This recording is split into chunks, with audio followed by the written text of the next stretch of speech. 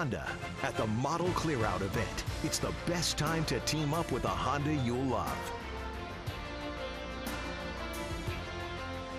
Welcome to South Florida. We are in Miami for the first of 3 games against the Miami Marlins. This is Marlins Park. It opened in 2012. Beautiful ballpark, and the Marlins are playing in front of some small crowds lately. They have turned things over dramatically, and they are in a rebuilding mode for sure. Dan Straley makes his way to the mound. The 29-year-old will make his 23rd start of the season here tonight against the Blue Jays. Take a look at the lineup for John Gibbons' Blue Jays. They had a tough series in Baltimore. They were swept in this series. They were outscored 29-10 in the 3 games against the Orioles. Hendrys Morales, he has faced Straley in the past. He's 4 for 9 with a double and 2 home runs. And then how about Devin Travis? He's back home in Florida, and he's hit very well in interleague play this season, batting .324. He's got some extra base pop as well against the National Leaguers. Blue Jays got to turn it on just a little bit more offensively. They were swept in Baltimore. Now they got a chance to play a team like Miami Marlins, who've had a tough season. They will face Dan Straley, who will be pitching on 6 days rest, making his 4th career start and 5th appearance versus the Blue Jays. Last faced them in 2014, coming off and out of the bullpen for them. In 3 starts, he has never beaten Toronto, but he sports a nice ERA against them, just at 2 runs a game. He's coming off a strong performance in his last start. He shut out the Atlanta Braves for 6 innings. He's a fastball slider type of guy, something that the Blue Jays should be really excited about facing tonight. The Marlins have played fairly well in the field, and there are going to be a lot of names you're not familiar with, but we're going to make you more familiar with them over the course of the weekend. They've got a terrific young rookie at third base. Yeah, this is Brian Anderson. He came up as a third baseman, but when Martin Prado had some injuries, he had to move into the outfield, played 91 games in right field. This is his 50th game at third base. 43 of them have been starts. Again, he came up as a third baseman and needed some help in the outfield. Prado came back. Then he got injured again, so he's moved back to third base, and he's going to get some votes, I think, Buck, for the Rookie of the Year in the National League. He's had a sensational first season. He sure has, and here is another rookie, Billy McKinney, facing Dan Straley. Here's the first pitch of the game. It is in there for a strike, and we are underway. McKinney and Straley are linked. They both came up in the Oakland A's organization. They were traded together from Oakland to Chicago for Jason Hamill and Jeff Samardzija. That was in July of 2014. Breaking ball upstairs, it's 1-1. So he should know a little something about Dan Straley. It's basically fastball, slider, changeup. That's what you're going to get from him. A curveball every now and then. Straley's now 29 years old. A little bit of a cutter more than a slider there for a strike. Straley playing with his 5th team. He has bounced around a lot.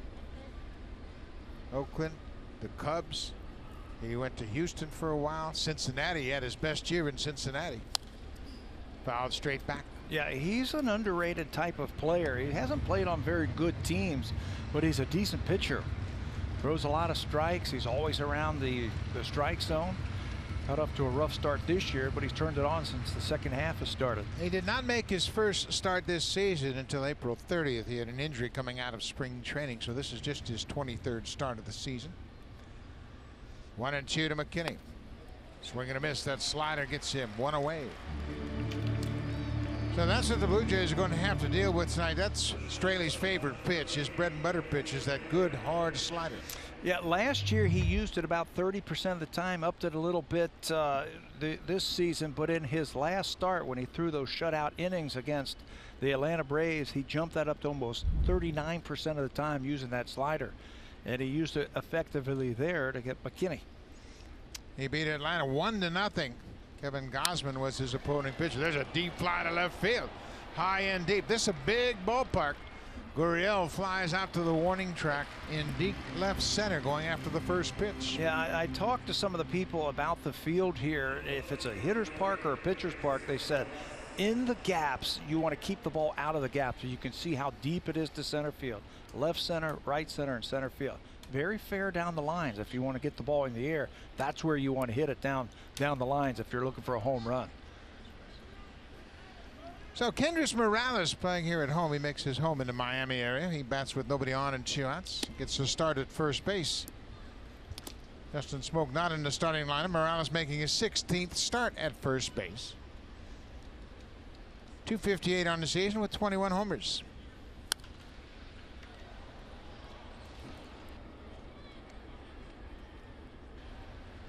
Ball on a strike. You know what we don't see a whole lot, Buck, is teams not shifting on Kendrys Morales. How about this? Their scouting reports must say that he hits the ball the other way. There's a high fly ball to center field. Sierra is there. He makes the catch. Quick inning for Dan Straley.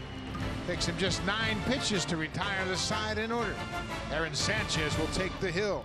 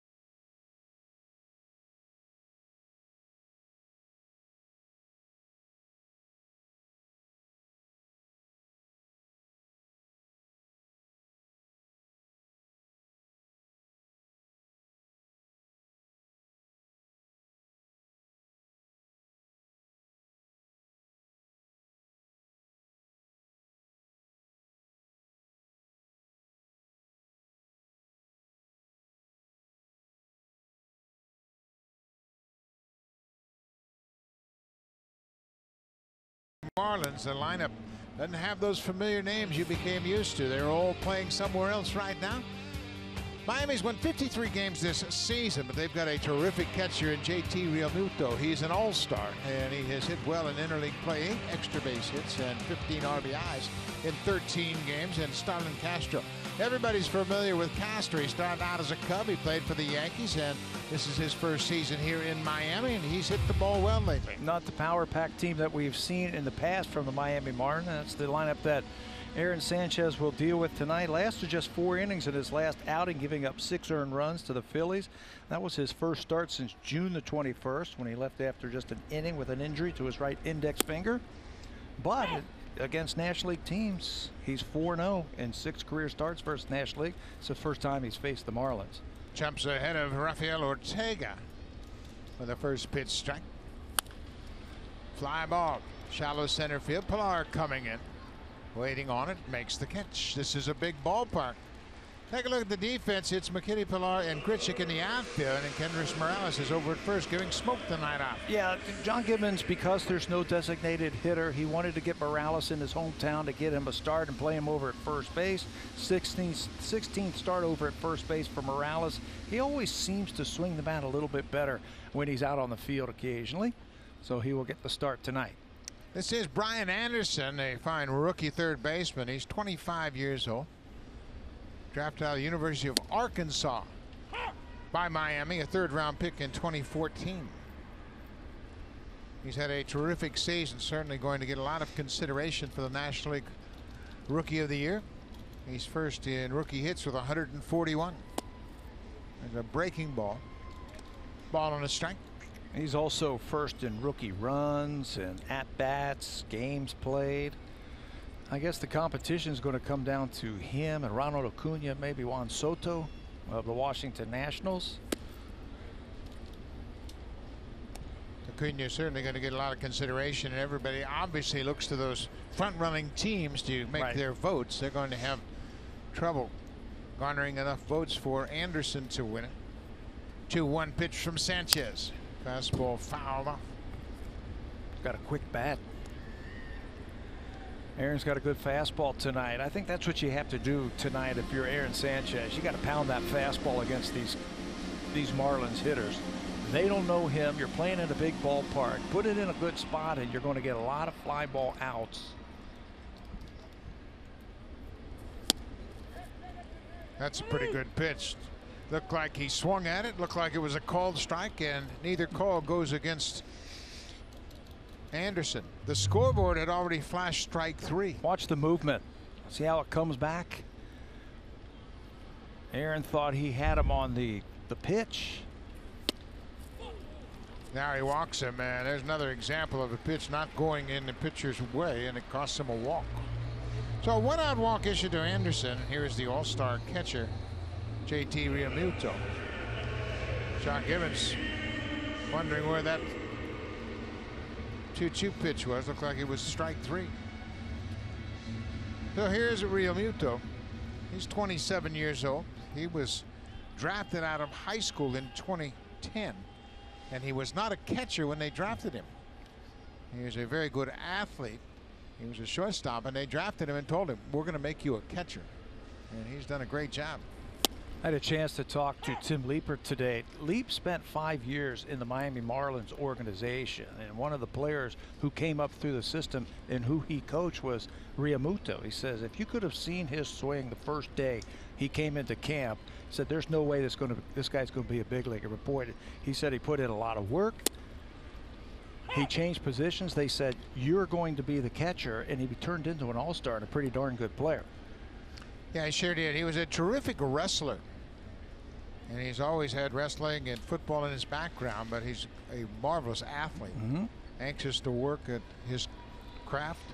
Quarterback when he was in high school. Signed as an outfielder, and they said, that's not going to work. We're going to put you behind the plate. Now, the quarterback of the baseball team is generally the catcher, so that's where they saw those qualities in his makeup. 1-2, 1 out. Anderson's at first base. He drew a 1-out walk.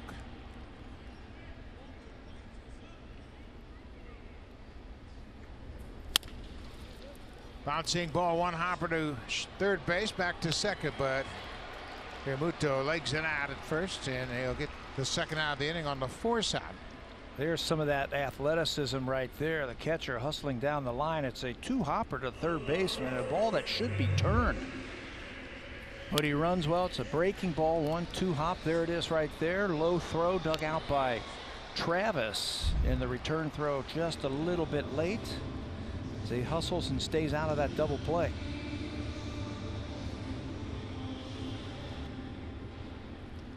So the inning stays alive. This is Derek Dietrich.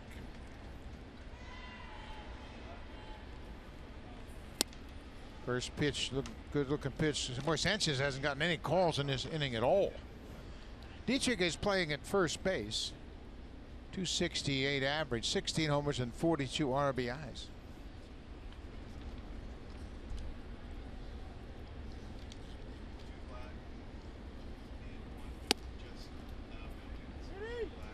What was wrong with that pitch? See, I think this is where a veteran catcher could really help his pitcher right here. And maybe Danny Jansen's going to have to step up here and fight for his pitcher.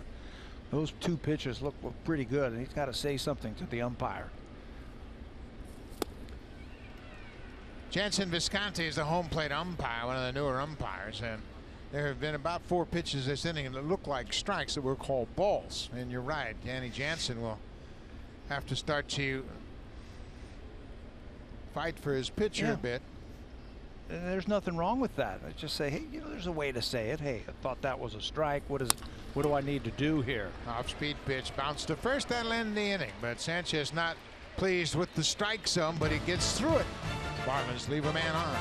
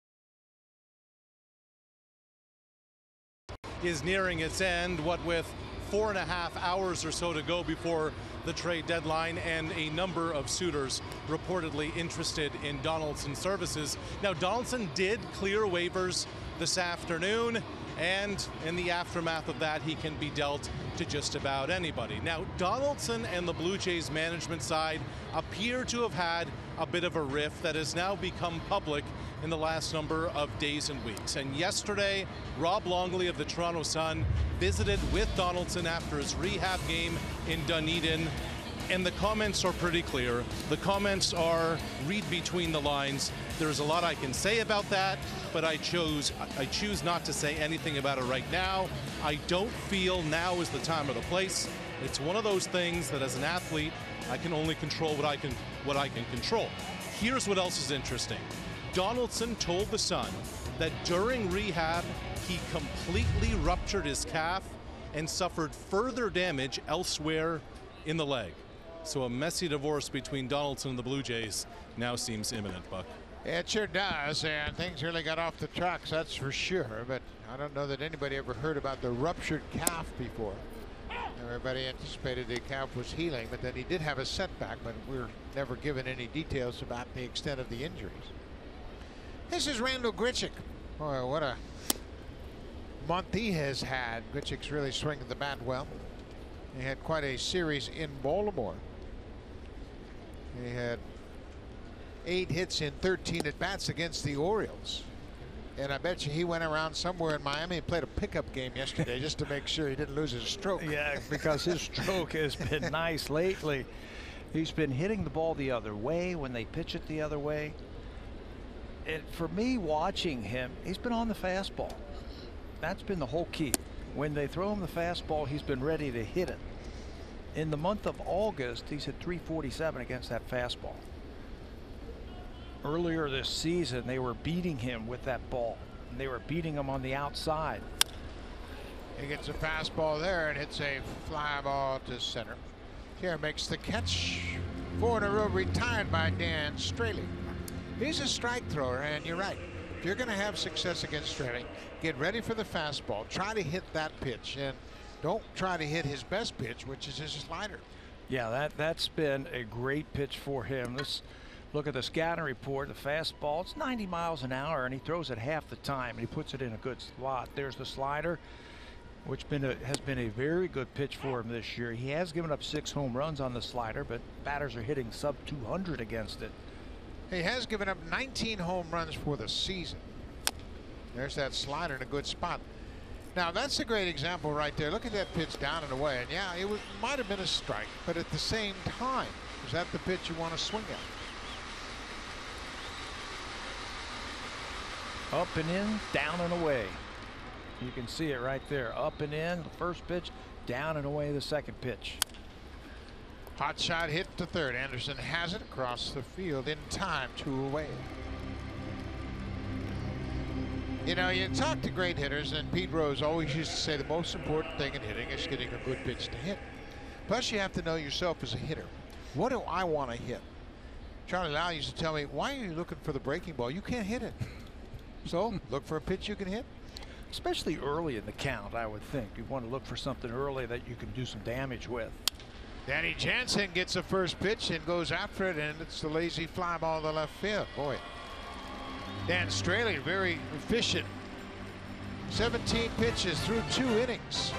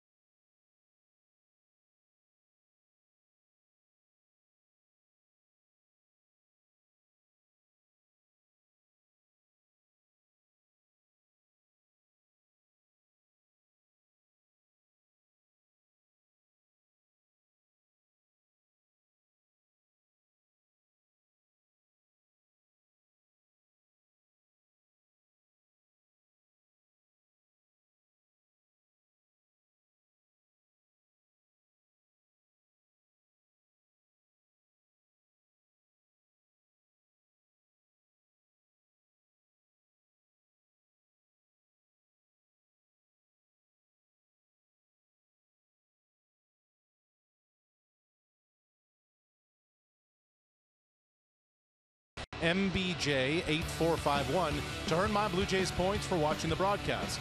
The entry box can be found on your My Blue Jays homepage, and the code must be entered by 4 a.m. These Blue Jays came into this series with a TBA on their Sunday starter, but it now appears Sean Reed Foley will be getting the ball, so you can check him off, Buck, as one of the team's September columns. Well, that's good news for Sean Reed Foley, and that was supposed to be the spot for Sam Gaviglio. We have not been informed of anything with Gaviglio, but we'll keep you up to date when we receive that information. But Sean Reed Foley getting another chance to start. I imagine the Blue Jays are going to have about 8 to 10 guys called up. They might not all arrive right on the 1st of September. They might finish out their seasons, and Buffalo finishes on Monday. Monday, I believe. Here's the veteran Starlin Castro. Castro's having another good season, batting .286. Castro's been around a while. He spent 6 years with the Cubs, 2 seasons with the Yankees. This is his first year in Miami. He's just 28 years old. He's a 4-time All-Star. Made the National League All-Star team 3 times as a shortstop. Yeah, he still loves that fastball and can still turn around that fastball. I thought he was going to be a prime person at the trade deadline to be traded for the Marlins. Marlins are going through the total rebuild where they've sold off a lot of their great young players, Giancarlo Stanton being one of them. They got Castro in that trade, but I thought they were going to flip him and turn him around and send him to a contender. Yeah, I think everybody kind of felt that way, but he has had a good season here. He hit .300 with the Yankees in 2017. Of course, Don Mattingly, a great manager of this Marlins ball club, spent 14 years playing for the Yankees. Castro stepped down, takes a strike. Good on Aaron Sanchez to not stop his windup, just go ahead and finish off that pitch. That's a free strike. 3-2 now.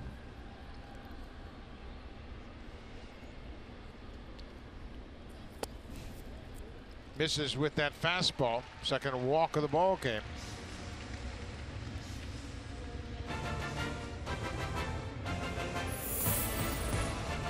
The 2018 Honda CR-V, where style and versatility come together.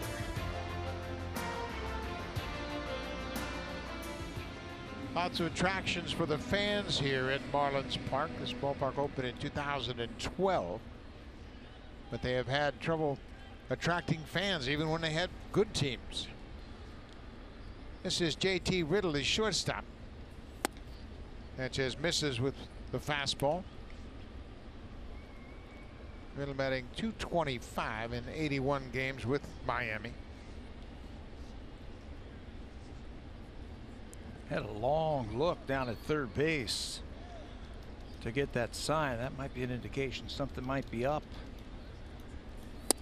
Inside, it's 2-0. Again, this is the whole key for Sanchez. He got squeezed in the first inning. That led to the walk of Brian Anderson. But he's missed badly here in this second inning. He walked Castro to start the inning, and now he falls behind Riddle. His last start, he gave up a career high tying 10 hits in just 4 innings. A lot of balls that found the hole and found base hits. Tonight, you might see him, especially with all the left-handed hitters that the Marlins are throwing up there. They might throw more changeups or curveballs to him, especially if he gets ahead.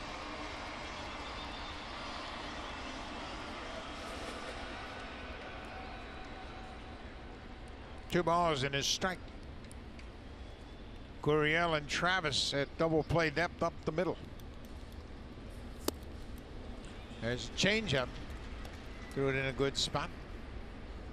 Yeah, you have to respect his fastball, and if you throw enough fastballs early on and get them thinking about that fastball, that's going to make that changeup work against the lefties. He might throw another one now.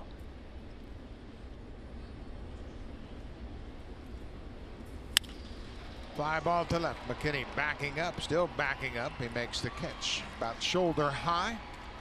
Castro hustles back to first. One away.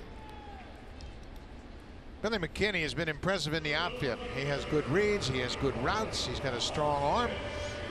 And whether it's in left field or right field, doesn't seem to make any difference. He's played 9 games. This is his 9th start in left. He started 2 games in right. The catches are all nice and everything. What impresses me is his ability to cut balls off. He's done that a couple of times already. Cutting balls off, holding hitters to singles.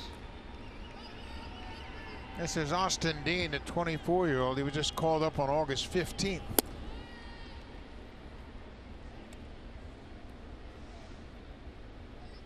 He was hitting .326 in AAA with 9 homers and 54 RBIs.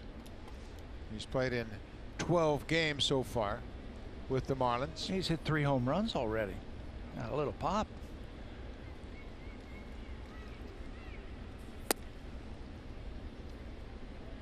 Again, it's a 2-0 count to start the at-bat. It is so difficult when you give hitters that many looks at your pitches and then you give them a couple of free swings. Yeah, and it comes in that pitch 2-0, and you can recognize a good pitch a lot easier. 3-0 now. Yank that one.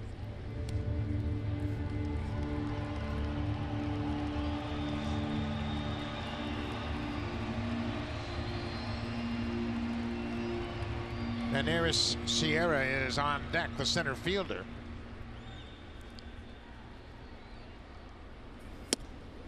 There's a strike. 3-1 now. Dean thought that might have been upstairs for a ball.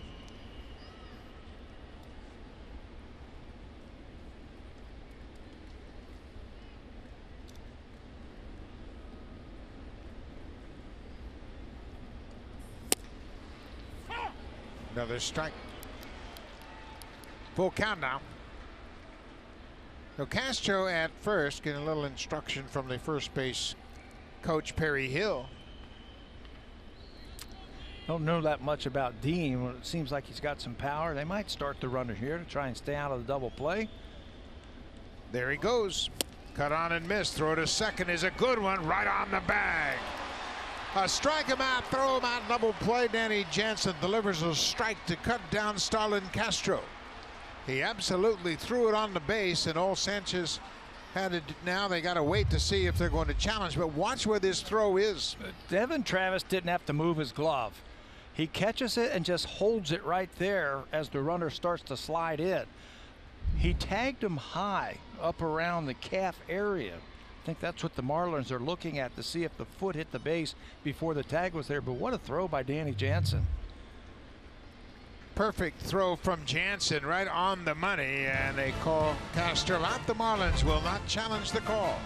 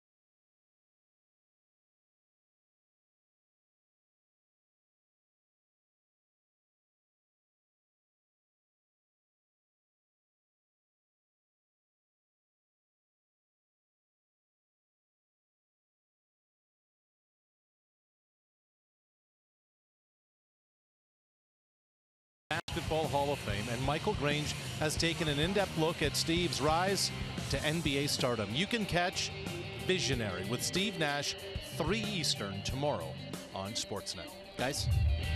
That should be a terrific watch. What a career Steve Nash had, and he's going to take his rightful spot in the NBA Hall of Fame. Pretty terrific.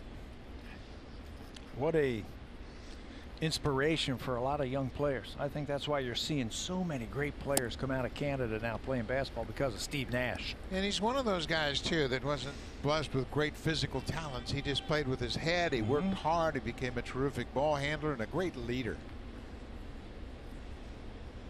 Aledmus Diaz brings and hits a pop-up shallow left field. Riddle going out. The shortstop is there, and he makes the catch. One away. 7 in a row retired by Straley. Pretty simple approach. He's pounding that strike zone with his fastball. You know, it shows you don't have to light up the radar gun to be a great pitcher. Just change speeds, hit your spots, and keep that batter off balance, and he's doing that so far. Hit your spots is such a key phrase. Make your pitches change speeds and hit your spots. Here's Devin Travis. There's a first pitch strike, 90 miles an hour. Travis has really hit well this season in interleague play. We mentioned he has enjoyed batting against the National League. That breaking ball bounces into dirt. Travis, 324 average, 12 for 37 in interleague play with 4 doubles, 3 homers, and 11 ribbies. He's hitting at a tough spot now today, hitting right in front of that pitcher. So he's got to be patient and make him come to him. There's another slider that he waves at, 1-2. Aaron Sanchez, the pitcher, is on deck. Remember, we are in a National League Park. Because of that, we play National League rules. Pitcher's bat.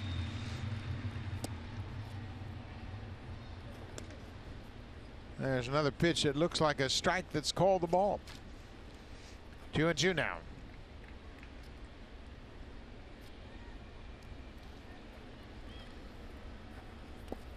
Now it's a full count. See, good patience. You know, he's trying to get him to feed off of that slider, and he's throwing him 3 in a row. Devin has gotten himself back into this count. And Straley thinking about what he wants to do. He knows the pitcher is on deck. Really gives you the ability to throw 3-2 breaking balls with the pitcher on deck. Throws a fastball. There's a fly ball deep to right center.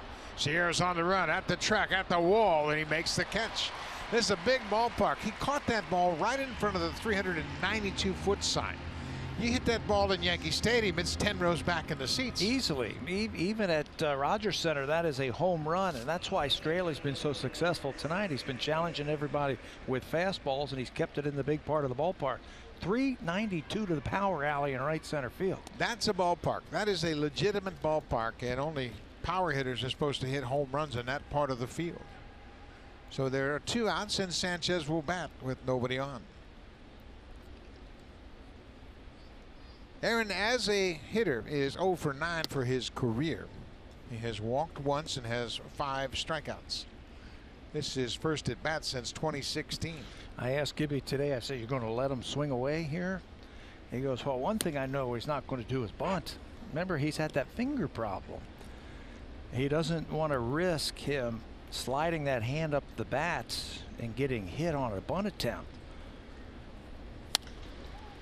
He hits it well, but right to the first baseman, Derek Dietrich. So Sanchez is retired. Another 3 up, 3 down inning. And Straley has set down 9 in a row to start this game.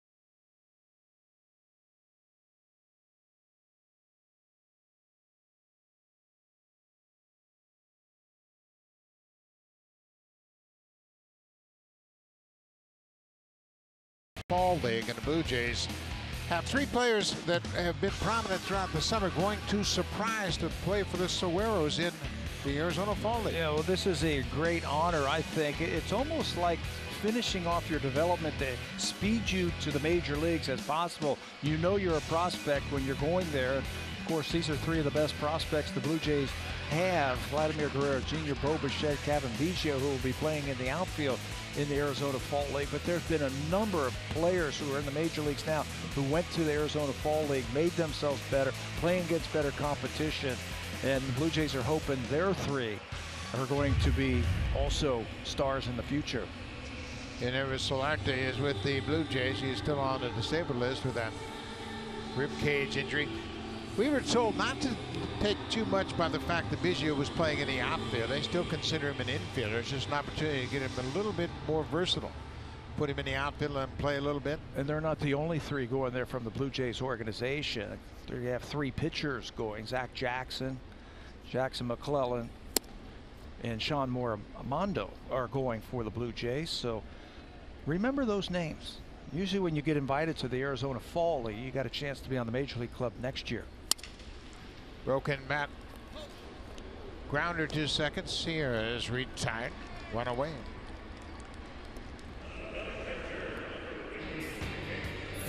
Take on any project with Home Hardware.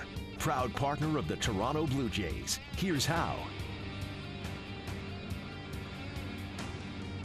Marlins Park in downtown Miami.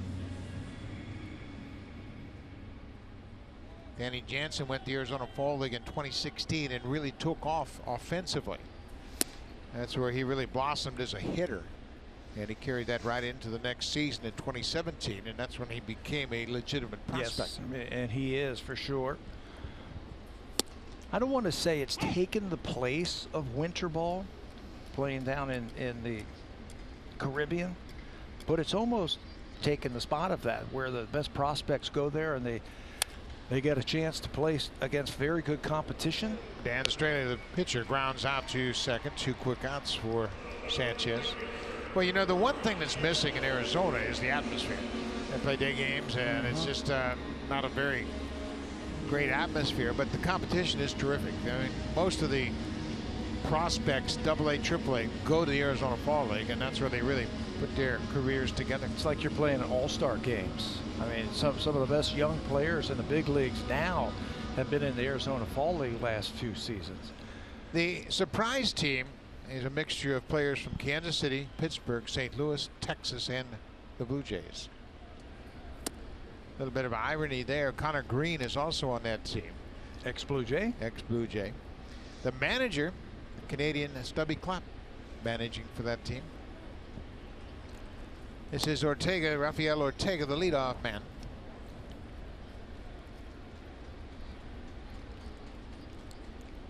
Ortega has bounced around in his career. There's a fly ball to left. Billy McKinney backs up a few steps. A nice quick inning for Aaron Sanchez. Just 8 pitches. Aaron retires the side in order.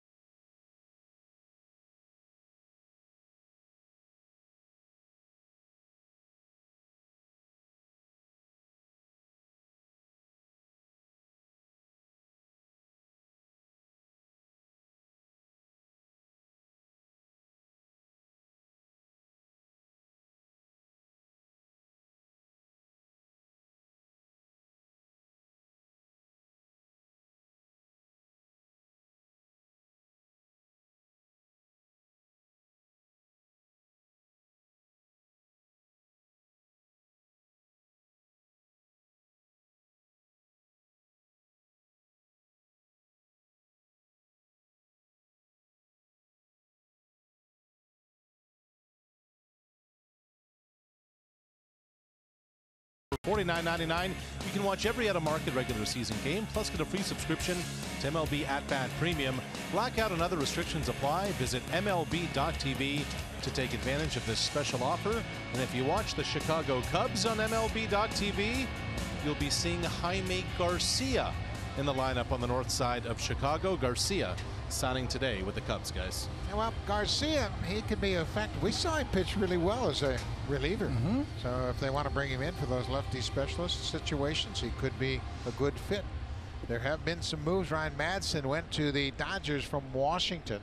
Gio Gonzalez went from Washington to Milwaukee. Of course, everybody expects Josh Donaldson to be moved before the midnight hour tonight. How about Andrew McCutchen? What are the Yankees collecting MVPs? Well, Aaron Judge has not played in 5 weeks, and they need a bat.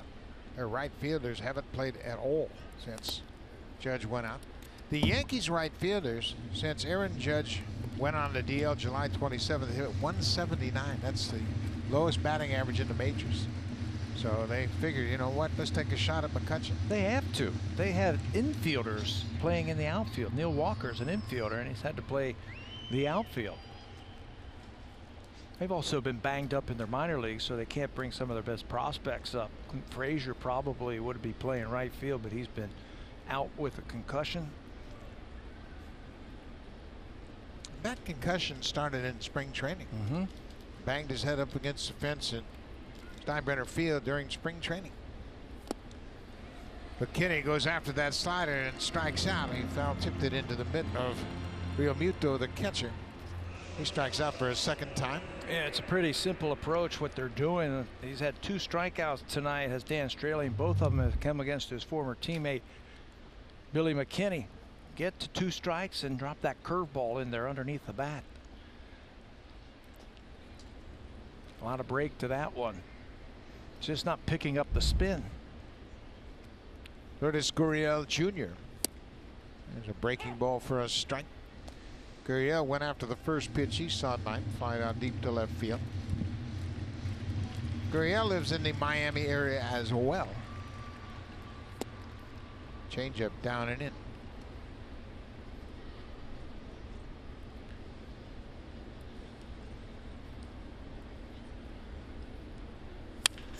Ground ball through the left side for a base hit. Gurriel stayed on that slider and hit it past Anderson into left field. You know, he just missed that first time up, hitting that ball to left field. I mean, just missed that fastball. This time, watch him stay back just a little bit longer, recognize that breaking ball.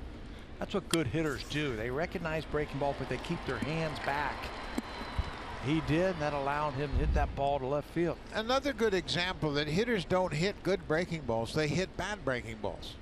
That ball stayed on the inside part of the plate. But you got to be able to hit the mistakes. Kendrys Morales. Morales, of course, homered in 7 consecutive games. And we were talking with the manager of the Marlins, Don Mattingly. Just wondering if Mattingly was keeping an eye on Morales. Because Mattingly was one of 3 players who had homered in 8 straight games. That's the major league record. And Donnie told us, he said, yeah, he said, I woke up the next morning and said, did he hit one? And he said, nope. He said, I didn't really pay close attention, but after I heard he didn't hit one, I popped the champagne. Yeah, he was watching that all the way. He's one of 3 players to hit a home run in 8 straight games. I was asking about the last one that he hit. He said he hit it off of Jose Guzman, right down the line, left field line. He goes, I didn't hit a lot of balls to left field, but that one I hit right down the line and just scraped the fence for a home run. There's a strike on the inside corner. 1-2 to Morales. I wish all the fans had the access that we have to talk to the great players and managers on a daily basis, but just to sit and talk with Mattingly. Of course, you played with him in the minor leagues, and you know him very well. But it was a great conversation to hear him talk about you when he first saw you. Said a tall, gangly kid, looked like he could really hit, and he thought, man, oh man, what am I going to do? with this talented kid coming in. Yeah, and what did I tell him? 2 years later, he zoomed right by me, and he was way past me in the minor leagues. I saw him as an 18-year-old. He always had great hands. He could really take the bat to the ball. Great hands, inside pitches and outside pitches. It didn't matter. There's a fly ball deep to center. This ball has hit a ton, but it's going to die in the glove of Sierra. Gurriel went back to tag at first, and he's going to slide in head first safely. Good recognition by Gurriel. Once the center fielder Sierra turned around and faced the infield, he got a sense that he was going to catch it.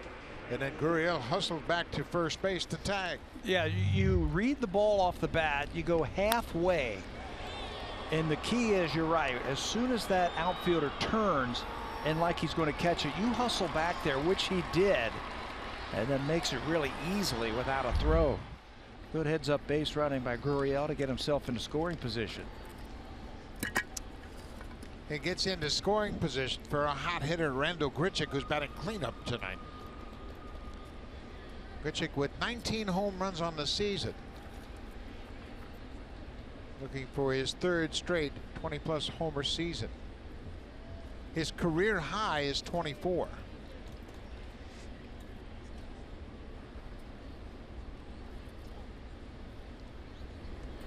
You know, we've been talking about how they have been taking fastballs away, and he's been hitting it away, so it's a little interesting to see that they're in the shift, and this shift, StatCast AI, is powered by AWS. 3 infielders on the left side of the infield, a whole right side to his liking if he wants to. Pickoff at second, and Gurriel is in safely. Starlin Castro flashed the pickoff sign, trying to get out of this inning without throwing another pitch to Grichuk. Randall has reached base in 15 of his last 23 plate appearances. He's 12 for his last 20 with a pair of home runs.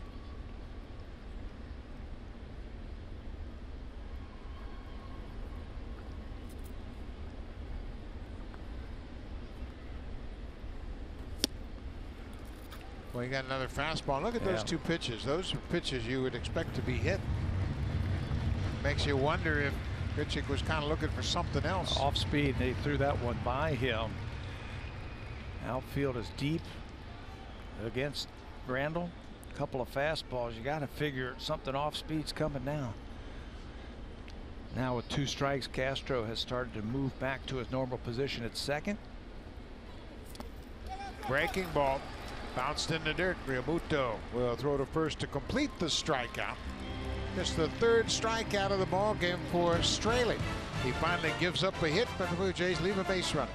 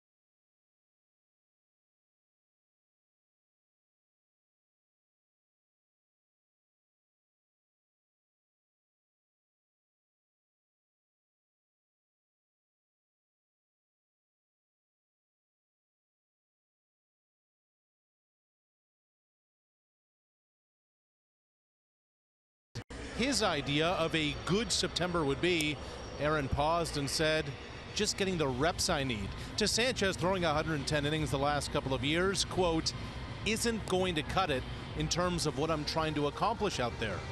Fastball command is always #1 for Sanchez, but in his last start, he felt he had a grasp of his off-speed stuff, saying the curveball was super sharp and changeup was very effective. And John Gibbons, he just wants Sanchez healthy, most of all coming out of the next month, to be all systems go for a productive offseason, guys. Yeah, Rash, I think that's first and foremost. What you want for a player that's dealt with injuries, especially in Aaron Sanchez's case, is to be able to put his season to bed on a positive note. To say, okay, now I don't have to worry about anything anymore. I can go into the off season and pick up a routine that I normally do, not considering or concerned about any injuries. Yeah, nothing with the finger, no blister issues, none of that. And I think that starts tonight by throwing the fastball more, throwing strikes. You know, start pounding that strike zone. He's got the stuff to be a winner. He's proved it in the past that he can be a big winner in this league. Brian Anderson takes a first pitch curveball for strike one. Another curveball hit in the alley to left center. Pilar was shaded in the other direction. This ball will bounce off the wall. Anderson will pull in at second with a lead up double. His 29th double of the season. They went right back to the curveball, and he was all over it. Yeah, walked his first time up and then was all over that breaking ball. Kevin Pilar was shifting. You can see him in the top of your screen, playing him into right center field. Here comes the curveball, and it's banged to left center field. He's not going to catch that one. That is a long way out there. Good piece of hitting. He's going to try and play it off the wall and hold him to a double. Get that ball back in so he doesn't think about turning that into a triple. Yeah, you could see the defensive setup suggests that they expected him to hit it to right center, and they probably expected Sanchez to throw him a fastball.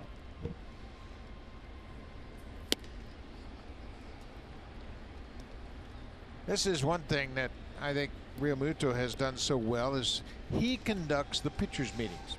As a catcher, he's the one that goes over the scouting reports. It's not a coach, not the manager, it's the catcher. Says this is what we're going to do this lineup. And that really speaks volumes about his makeup and his preparation because he conducts the pitcher meetings. And that'll give you a lot of confidence if you're a pitcher that the catcher's put in that much time. It's like another coach out there. Didn't Jason Varitek used to do that also when he was with Boston, the captain? There's a pickoff to second. Jason Varitek did it for me in 2006 in the WBC, which really says a lot about his leadership because he had a whole bunch of pitchers he didn't know. But everybody on that staff respected him, and he conducted the pitchers meetings. I bet you he did his homework on every one of those guys. He brought a binder with him. Yeah, I'm sure. 2-0.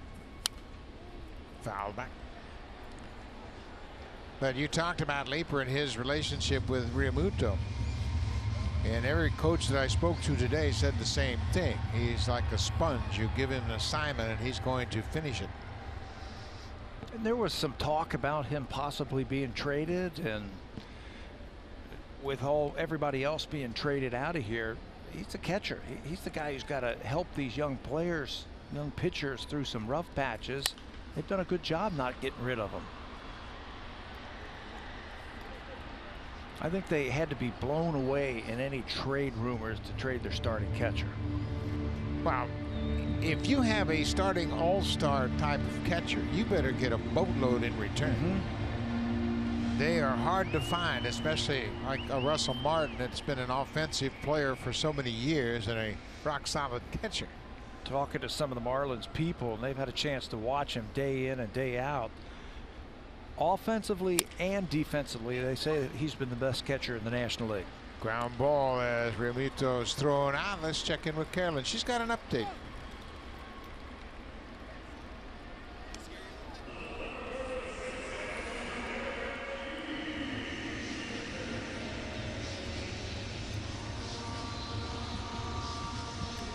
Thank you very much. And the Yankees, they have really had a rough patch trying to stem the tide. The Yankees haven't done much lately at all. They have lost 3 of 4 on this homestand to the White Sox and the Tigers. And there you see the standings. The division leaders and the Yankees, they got a firm grip on that wild card. But I don't think they have a real good feeling upon playing a one-game wild card game. As long as it's at Yankee Stadium and they got a 4.5 game lead over Oakland for that, I think they need to get Aroldis Chapman back. They gave up the lead in the 9th inning yesterday on Dilla Betances, a couple of home runs. Derek Dietrich, the first baseman, batting with the infield drawn in. Anderson's at third. He goes after that pitch. He committed. Ball and a strike. No score in this game. We're in the bottom of the fourth. Each team with just one hit. Brian Anderson had a leadoff double, moved to third base on the ground out by Real Muto.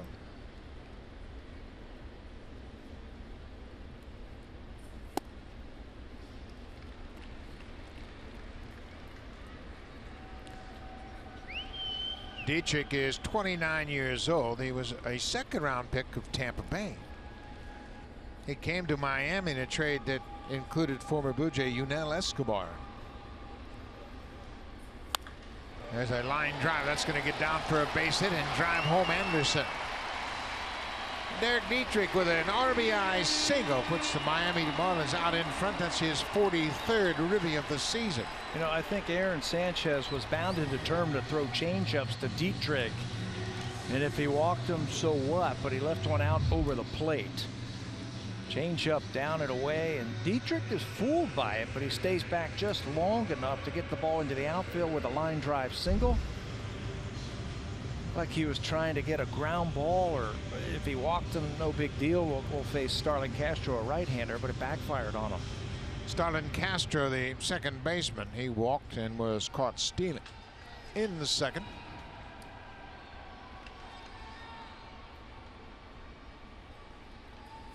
Ground ball past Diaz into left field.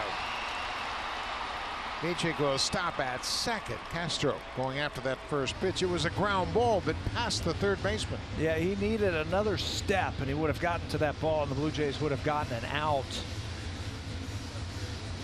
Talked to Aledmus today. I asked him how you like playing third base. He says he likes it. He says the ball gets on you really quickly. And it does there. 2 hops, and it's by him into the outfield for a base hit. Just out of his reach. If he comes up with that, they will be able to get at least 1 out. And a good job again by Billy McKinney to charge that ball. Dietrich had thoughts of going first to third on that base hit. It's another aspect of this big field where you have to hustle it in as an outfielder because you're playing so deep to begin with. First and second, 1 out. JT Riddle, the shortstop. Another pitch that's close but doesn't go in Sanchez's favor. Riddle flied out to left field, his only time up tonight. 1-0 Miami. Fly ball left field. This is going to get down. Dietrich's around third. He's going to score. The throw goes over to third and past the third baseman. Sanchez backing it up. Well, there's a situation where Billy McKinney threw to the wrong base. That ball should have gone to the second baseman to keep the double play in order. Yeah, he got over there and cut it off. The runner from first was going to make it easily to third base because of where the ball was hit. His momentum was taking him away from third base. So you just come up, you concede that runner going to third, keep the double play in order, fire to second base. See, he was already on the base. Now the runner who hit the ball, he's in scoring position. See, he would have stopped him at second base, but he overthrows everybody. You got to come up throwing that ball into the second baseman to keep the double play in order. Another aspect of this big ballpark we were talking about, when you play so deep because it's a much bigger field, you have to put that into your mind. So now the double play is not an issue here. That's the 4th hit of the inning. It's a single. Riddle goes to second on the throw.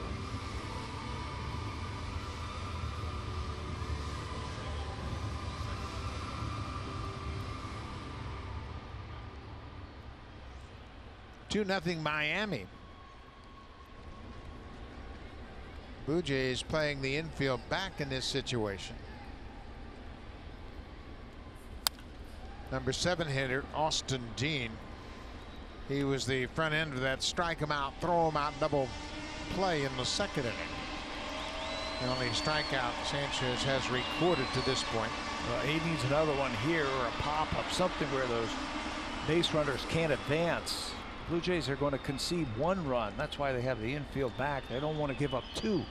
Bring the infield in and a single score 2. That's going to get a run in. Gurriel will have to make a good play, and he does. So Dean picks up the RBI as Castro comes in to score the third Marlins run. Dean picks up his 7th ribby on the ground out to shortstop. Productive at bat. Yeah, all a hitter has to do is think about just keeping the ball in the middle of the infield here. Yeah, he was sawed off. Yeah, he didn't hit it that hard, but he got his team an RBI and he sent another runner over to third base.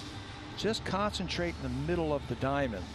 Competitive at bats that lead to runs. It doesn't matter how hard you hit it. Sometimes it matters where you hit it. The intentional pass was given to the number 8 hitter, Magneri Sierra. So he's at first base now with the intentional walk, and that'll bring up the pitcher with 2 outs. See John Gibbons talking to his young catcher. I think they're talking about a possibility of a double steal here. If that runner at first base takes off, where do they want to throw the ball? It's a golden opportunity, I think, for Tom Mattingly to try and steal a run. There are the signs coming in where they want Danny Jansen to throw that ball. Now Jansen's going to go out and relay those thoughts to his infield. There are some options. You can fake a throw to second. You can fire it back to the pitcher. You can pump and throw to third. So all those different options have just been assessed by the Blue Jays. Nothing going here. Strike 2. So now it really becomes a factor that they might start to run her and just hope to draw a throw from either Sanchez or from Jansen. Yeah, and that's where you know they're trying to steal a run. So you can actually throw to third base. Just keep an eye on what that runner at third base is doing. And he's getting a pretty hectic lead. Curveball for strike 3, so the base runners don't even factor in. But the Marlins take a 3-0 lead. They score 3 runs on 4 hits. Time now for Blue Jays Central Update. Here's Carolyn Campbell and Joe Siddle in the Samsung broadcast studio.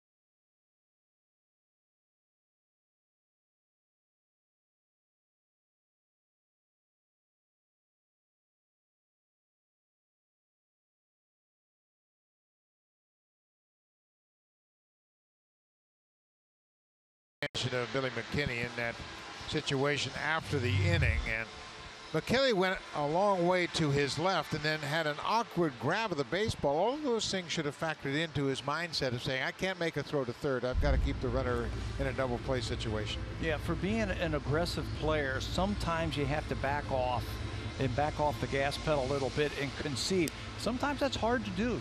You want to be aggressive. You want to show your coaches you're an aggressive type of player, but sometimes you just have to concede that runner to third base, keep the double play in order, and fire that ball back into second base. It's a great teaching moment, Buck. Absolutely. It's all about your preparation as a player. You're standing in left field, and you got to say, okay, here's the situation. If I have to run laterally a long way either way, I'm not going to have a play on the base runners. I have to concern myself with the batter runner and where I can keep him. Kevin Pillar fouls off the first pitch.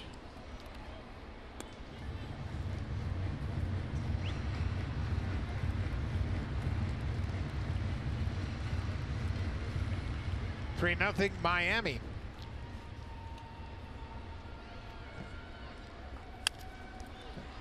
There's a little soft liner to the shortstop. Middle makes the catch. Pillar's retired. The 2018 Civic Type R, like no Honda you've ever seen.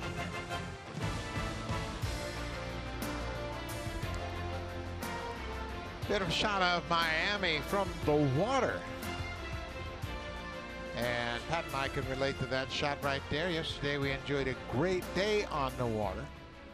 I wish it was as crystal clear as that shot of that water. It wasn't that calm.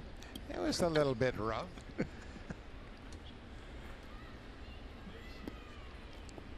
Danny Jansen takes a ball on the first pitch. There's a strike with the slider. We had some company on that fishing trip. Justin Smoke went along and he had a terrific time. First time he'd ever fished for dolphin. And I don't want anybody to call and say, what are you doing catching dolphins? We're not catching flipper. They're dolphin fish. Yes.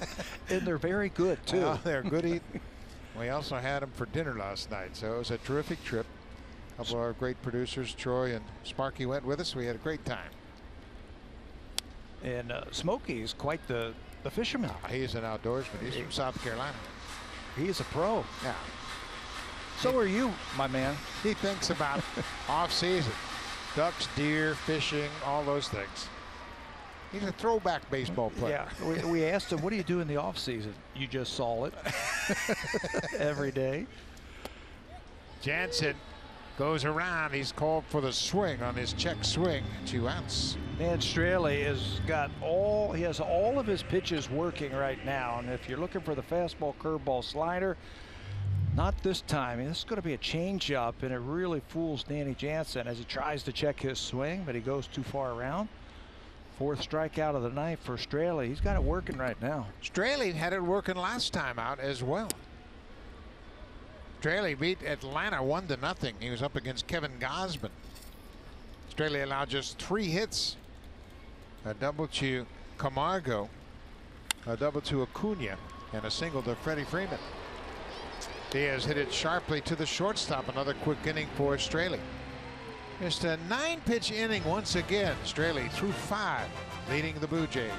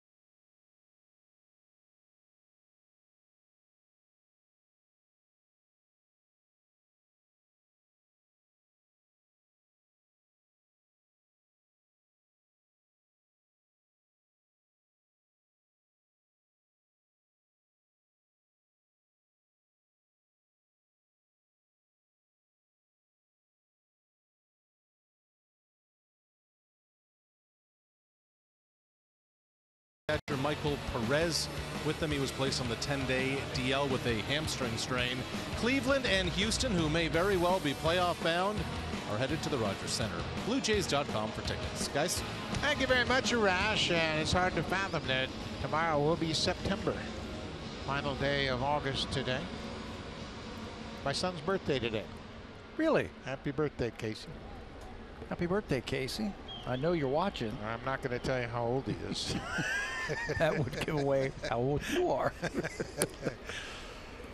Rafael Ortega Center fielder. He's the only Marlin that didn't bat in the 4th inning, and that has been a problem for Aaron Sanchez this season. Innings 1 through 3 this year for Sanchez. He's held the opponents to a .313 earned run average. The opponents hitting just .222 in those first 3 innings. That was the case tonight. He did not allow a hit in the first 3 innings. But then you see what happens in the 4th inning. 4 through 6, his ERA jumps to 6.88, and in the 7th it's over 11. You know, maybe through the lineup he starts to change. There's a ground ball to Diaz. First time through the lineup, it seemed like he was really pounding the strike zone with his fastball and using it very effectively. Then in that 4th inning, second time through, Anderson hit an off-speed pitch for a double to lead off the inning. Dietrich got an RBI single on a changeup on another off-speed pitch, and I think Riddle hit a changeup also. So until they show they can't hit your fastball, keep pounding it in there. Yeah, and I used to have pitchers that would try to do that and say, well, you know, they're going to look for it. Well, I don't care if they look for it, they're not hitting it. So you have to trust what you see in the first 3 innings and stick with it.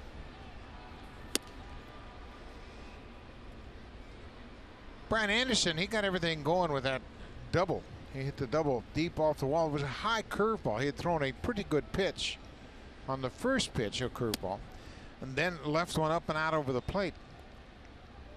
Pilar still shaded in right center in center field, and Anderson pulled it directly to that 407 sign, deepest part of this field. That's a fair ball down the left field line. This is going to be extra bases for sure. Anderson steps on first, goes around second, and holds there. His second double of the ball game. He has been on base all 3 times he's come to the plate. On another off-speed pitch. That was a 2-0 changeup. Again, the outfield suggesting he's not going to pull Aaron Sanchez fastball. He leaves a changeup out over the plate, and he pulls it away from the defense down the left field line for extra bases. You can see the defense suggests he's going to hit the ball to right center field, but he pulls it down the left field line on a change.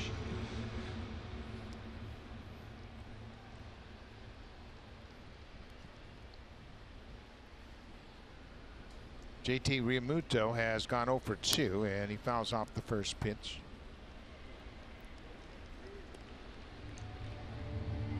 Three to nothing Marlins. Remember, the Blue Jays were swept in Baltimore, and they were outscored in Baltimore 29-10.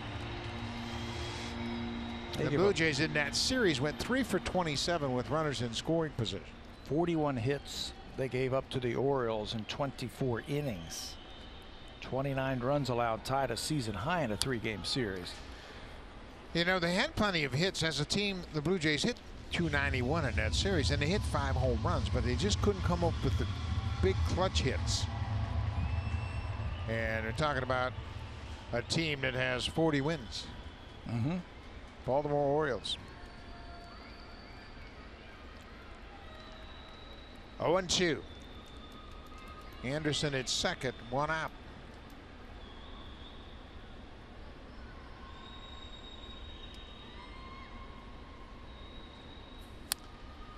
Jammed him with that fastball.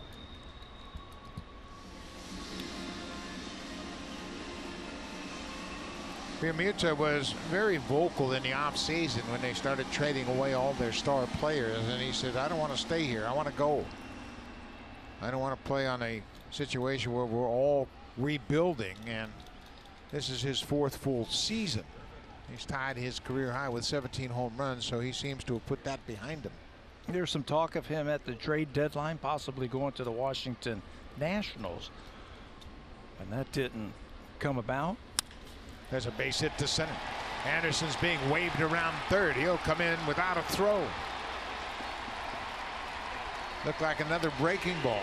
Realmuto picks up the RBI, his 67th of the season. Yeah, got beat again on an off-speed pitch. I'm not saying you don't throw off-speed pitches. They tried to sell it like it was going to be another high fastball. Watch Danny Jansen say high fastball, and then they throw the breaking ball. But Realmuto, that just caught too much of the plate with 2 strikes. See how he shortened up his swing and just poked that ball into center field? That was a terrific two-strike approach for sure. Almost like he was playing pepper, just trying to hit it back up the middle. Derek Dietrich had an RBI single in the fourth.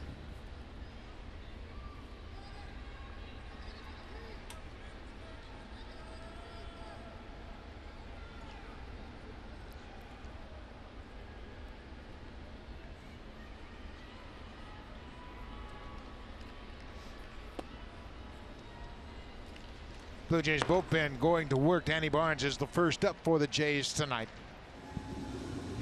Bottom of the fifth inning. Sanchez is the second batter scheduled to hit in the top of the sixth. Playing by those National League rules, that's one thing you have to consider. Where that pitcher spot is in the batting order.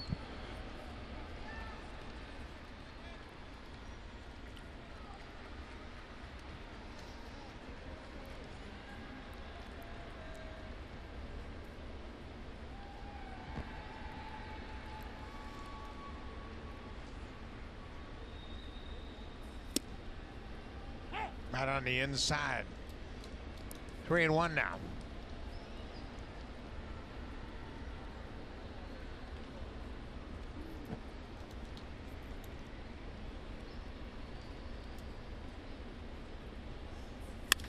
There's a base hit to left field. Two-hopper to Billy McKinney, hustles it back in. Dietrich's second hit for Dietrich. Well, the Blue Jays have lost 7 straight road games, and you don't have to look any further than their rotation during those 7 road games, and that's where the problem has been. Yeah. ERA over 12. Yeah, you're not going to win too many games with that. Rotation that was supposed to be the strength of this team has really, not done a good job over those last 7 games. High ERA, high opponent's batting average, and the important one, I think, for me is the innings per start. They're only averaging 3.2 innings, not even 4 innings from their starter. That can really play havoc with your bullpen. John Gibbons knows that for sure. They've also given up 11 home runs in those 7 days. Yeah, the bullpen has really pitched a lot, and that will tax the bullpen, but the starters. Of course, you have a couple of rookies in the rotation, and Thomas Pannone and Ryan Baraki. You expect that they're going to have some growing pains here in the big leagues. And you've had some injuries come about in some of those. Marco Estrada, who's going to start tomorrow, and we've also had Marcus Stroman go out on the disabled list because of the blister on his finger. So lots of problems right now for the Blue Jays starters. Pete Walker with a short visit to the mound.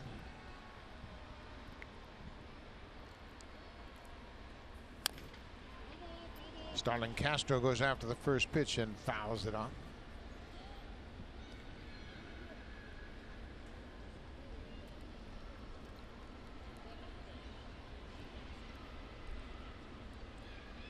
Castro had a single to left field and scored in the 4th inning.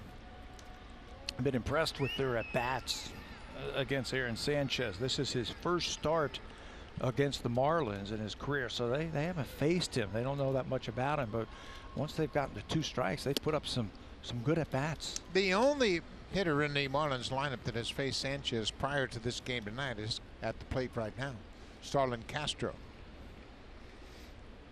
Aaron has pitched well in the past in interleague games, a 4-1 record with a very good ERA.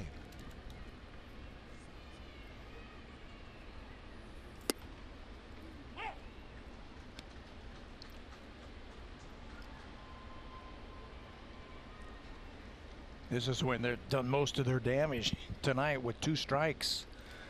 Rio Muto's had a 2-strike base hit for a run. Dietrich's had a 2-strike base hit for a run. Got to finish him off. Stays with the fastball, but missed inside.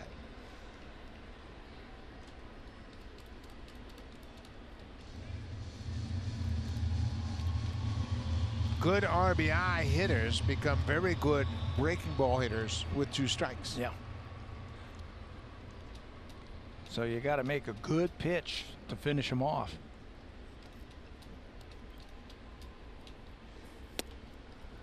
Got under that fastball. Now it's a full count. JT Riddle is on deck, the shortstop.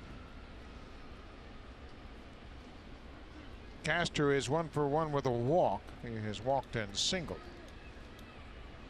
Realmuto at second, Dietrich at first. Not running. Little looper, that's going to drop for a base hit. Realmuto's being waved around third. Here's the throw to the plate. It is not in time. Starlin Castro with his second hit of the night, an RBI single to right. And another two-strike base hit by a Florida Marlin.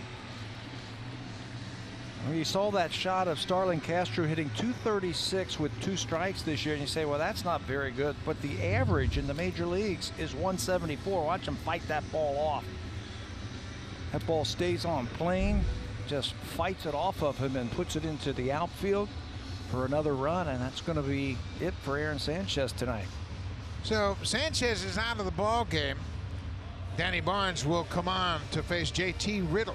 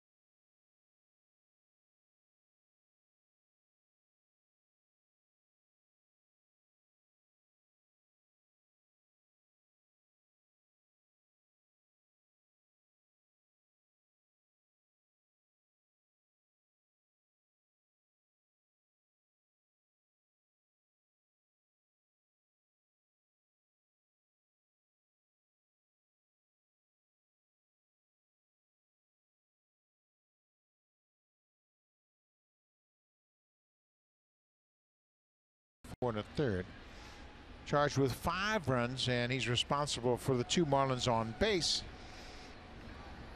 Danny Barnes making his 38th appearance. Here's the first pitch to JT Riddle, in there for a strike. Yeah, in his 3rd appearance on this road trip already, through an inning in Baltimore, gave up 3 runs, 4 hits, then 2/3 followed that up. 2 days later, 2/3 of an inning, 2 hits, 2 more runs given up. So a chance now. He's got to slam the door right here. Just 1 out in the 5th inning.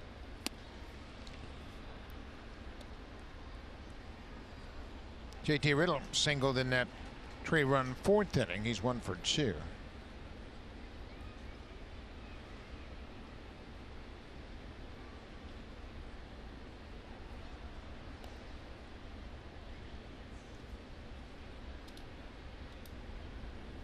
Inside, 2 balls and a strike.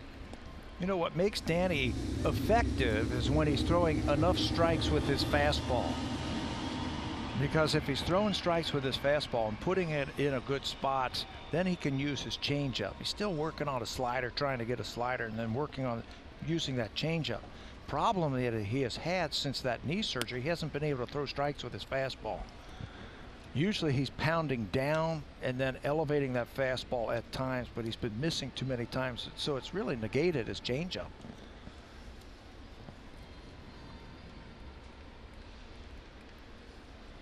Three and 1 count to Riddle. Swings right through it. That's a good fastball right there. That, when he's going well, he's pounding it right there and really setting up a good changeup. Austin Dean on deck.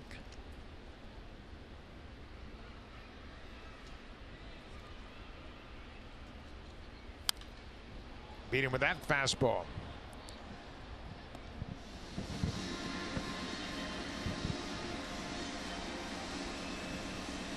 Danny Barnes, his third season with the Blue Jays. He got into 12 games late in 2016. He came up and pitched fairly well. Had a good year last year. 3 and 6 out of the bullpen. He made 60 appearances.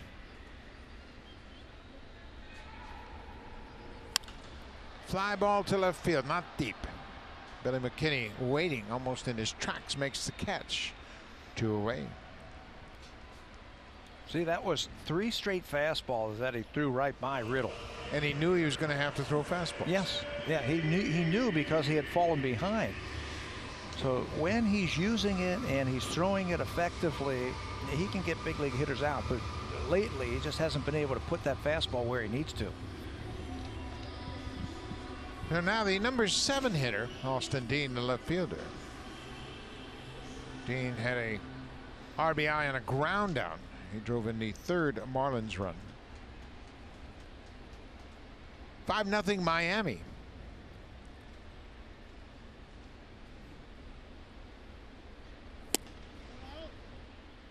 Just off the plate for ball 1. That's that slider that he's been working on, trying to get that 3rd pitch into what he throws, putting something else into the minds of those hitters.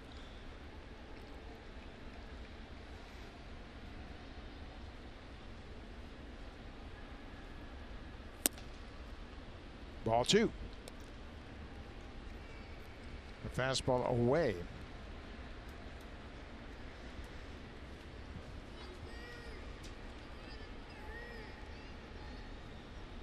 Mentioned Dean had just been called up from AAA August 15th.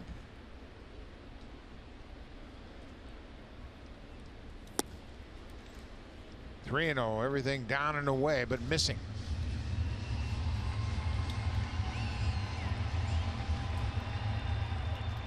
Magnaris Sierra, the center fielder, waits on deck.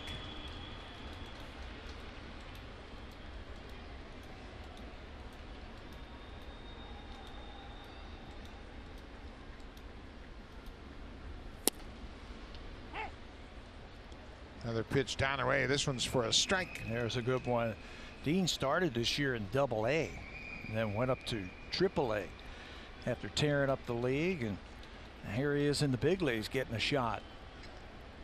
He can pretty much sell out on a fastball right here. 3-1. And he fouled it straight back. Barnes kept it down. It was fouled off the catcher, Danny Jansen. The home plate umpire, Jansen Visconti, giving Danny a few extra minutes to regroup a bit. It looked like it fouled off the glove. Yeah, bent the hand back and then right off the face mask. So 2. Bends the hand back right there and then hits him right in the mask. Full count, 2 outs, so the runners will be moving on the pitch. Dietrich from second, Castro from first. There they go. Popped up on the infield. Devin Travis, the second baseman, has called for it. He makes the catch and Barnes gets out of it.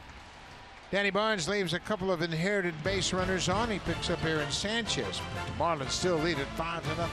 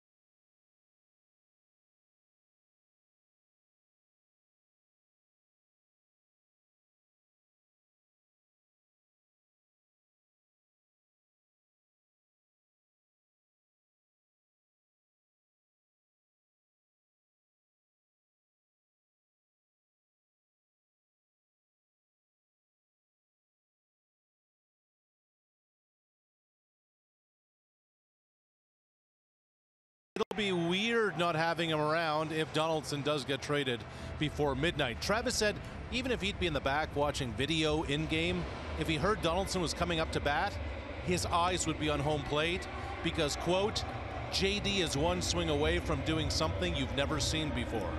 And Travis said Donaldson was a big influence on him, not by what he said, but more in the work, the preparation, battling through injury, and then come 7:05 being ready to go. Travis said Donaldson made me understand what it takes to be great. And that, Devin said, that is what's special. Well, Josh Donaldson had 4 terrific seasons with the Blue Jays. Of course, this season has been a disaster because of injuries. He's not played since the 28th of May, but he was the MVP in 2015 and All-Star in 2016. He's Silver Slugger in each of those 2 seasons. He drove in 123 runs, the only time he's driven in 100 runs in his career, but that was a big part of why the Blue Jays went to the postseason for the first time in a long time in 2015. Donaldson led the league in runs scored and in RBIs that year. He also led the league in total bases and sacrifice flies. I remember seeing him in spring training that first year as Curtis Granderson has grabbed the bat and is going to pinch hit for the pitcher. And I said, hey, JD, moving from Oakland to Toronto, it's a good hitter's ballpark. Do you think that's going to change you as a hitter, make you a better hitter? And he goes, oh, we'll just have to see. Well, what did he hit? 41 home runs that first season. This one's popped up, and he went from a pitcher's ballpark to a hitter's ballpark, and I think one of the first home runs he hit was right down the right field line. And that kind of opened up everybody's eyes as to what he could be, hitting in Rogers Center on a regular basis. In 2016, he hit 37 home runs and drove in 99 runs. Ball is pulled on the ground. Riddle has it. Travis is retired. Straley has allowed just one Blue Jay to reach base. It was a Gurriel single in the 4th.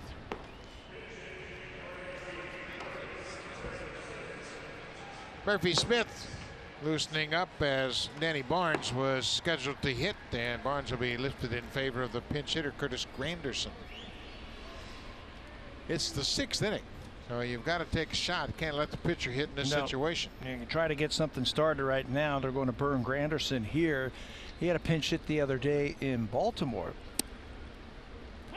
Had a single in the 8th inning Wednesday night in Baltimore. Curtis has 5 pinch hits this season, and he's got his 6th. That alone might be enough for a team looking to trade for Granderson to say, you know what, he's hot right now. He's gotten some good pinch hit at bats this season. He can come off the bench and do this. He's got that type of swing where he sees a lot of pitches. There's not a lot of movement in his swing, so that's conducive. If you don't start him that day, he can come off the bench, maybe win you a ball game here or there. Second pinch hit for a base hit in a row.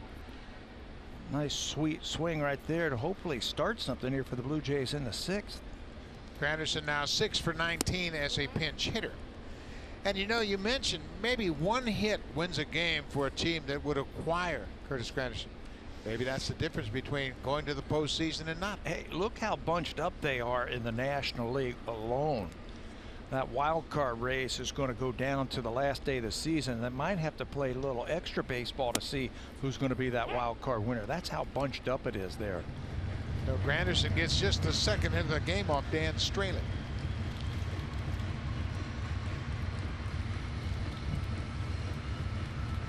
Billy McKinney has struck out twice, both times on sliders.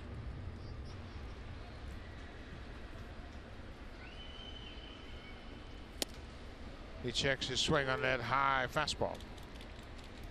2-1 now. Top of the order. This is where the Blue Jays need to get into Straley. 3rd time through the order. They all know what's worked for him tonight. He's used that slider very effectively. Yeah, very effectively. I think he's also mixed up his pitches really well. Kept the Blue Jays off balance.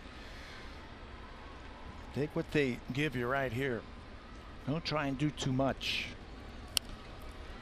Okay, he fouls it back. This is an interesting defensive shift. This is the 3rd straight time against Billy McKinney after it gets to 2 strikes. They take everybody away from the left side of the infield. I mean, if he hits a slow roller up the third base line. He's going to have a base hit, and they cover up that hole on the right side. I didn't know there was that many at-bats against Billy McKinney to be able to ship like this, but it's worked so far because he struck him out twice. There's a liner to left. That's going to get down for a base hit. Left fielder Dean bobbles it. Granderson goes first to third, and Billy McKinney with a single. Back-to-back singles here in the sixth.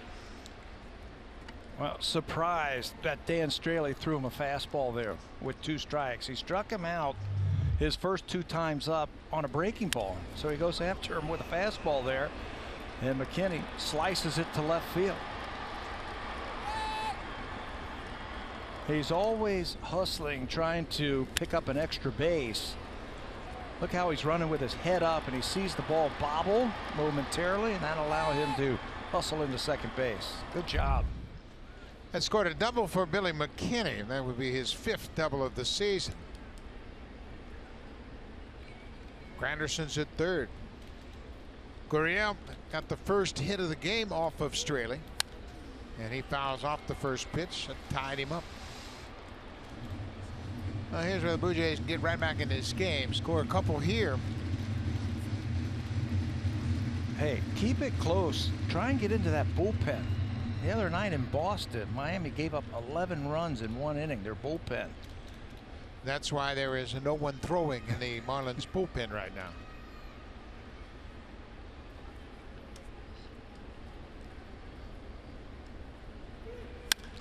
There's a deep drive to right field. Ortega is back. He makes the catch on the warning track. Granderson tags. He's coming in to score. McKinney tags and then moves to third. Gurriel picks up an RBI with a sac fly. So Granderson comes off the bench, gets a 1-out pitch hit single. Gurriel picks up the sacrifice fly and drives in his 24th run of the season. I tell you, the effects of this ballpark, I think that's the 3rd ball the Blue Jays have hit tonight that would be a home run at Rogers Center. That ball was crushed to right field. It's going to end up as a sacrifice fly and get the Blue Jays on the board, but that could have easily been a 3-run homer. You really have to change the way you play in this ballpark. We have seen the Blue Jays go first to third, and normally they're not a first to third team. But Granderson went first to third on a hit to left field. It was ruled a double, but the left fielder Dean bobbled it a little bit. Yeah, and pick up that extra base, and now you've got an RBI guy who's had a lot of success in his career against Dan Straley. He's got one of the highest on base plus slugging versus Dan Straley all time. He's hit a couple of home runs against him, and he had a great pass his last time up. Sent the center fielder right to the center field wall. 2 balls and a strike.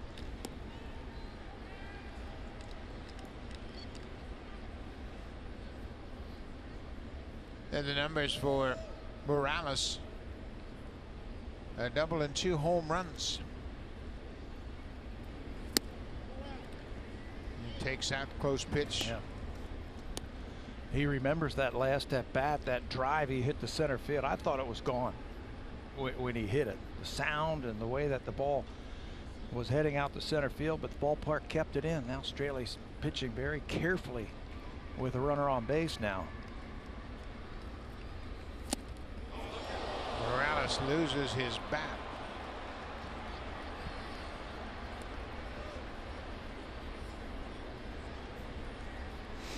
Lukey Barrels thought he had that one on the rebound. Yeah, the nets have been installed in all Major League parks, so this bat is kept from going into the seats, and Luke Maile had a chance to make the good grab, but he dropped it.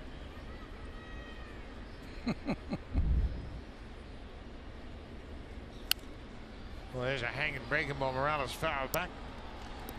Blue Jays have scored a run here in the top of the 6th, but they still trail Miami 5-1.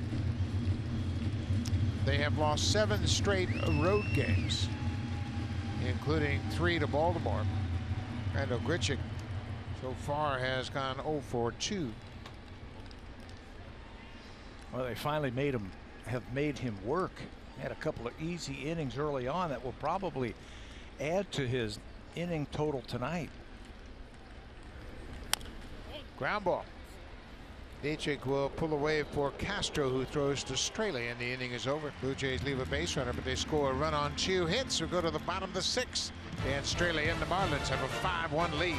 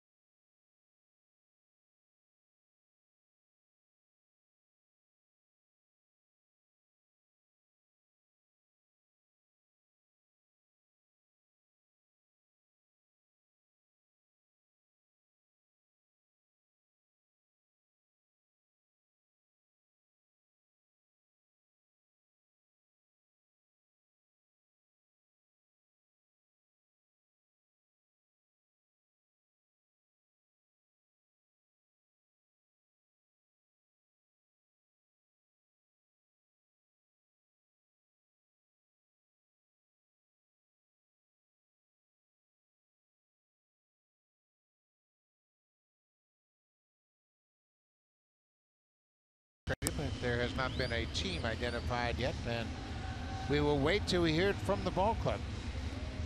The speculation all day long has been that he will be traded. You see Murphy Smith taking over for Danny Barnes, who was lifted in favor of the pinch hitter. Smith making his 3rd appearance of the season. 3rd already in his young career. He's been up here since Baltimore. Fastball, slider, changeup.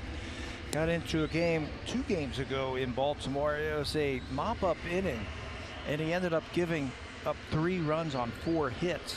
Just missed his spots a couple of times. There was some sloppy play in that inning, an error, sacrifice fly, and then a big double by Chris Davis that did him in. So Murphy Smith now getting a chance to pitch here in Miami. 6th inning. Aaron Sanchez's night is over. It sure is. He threw 82 pitches, and he was breezing through the lineup through 3 innings. He did not allow a hit in the first 3 innings. But then the roof caved in the 4th. He gave up 3 runs on 4 hits in the 4th and 2 runs on 4 hits in the 5th. So over his last 2 starts, Sanchez has faced 46 batters. 23 of those have reached base.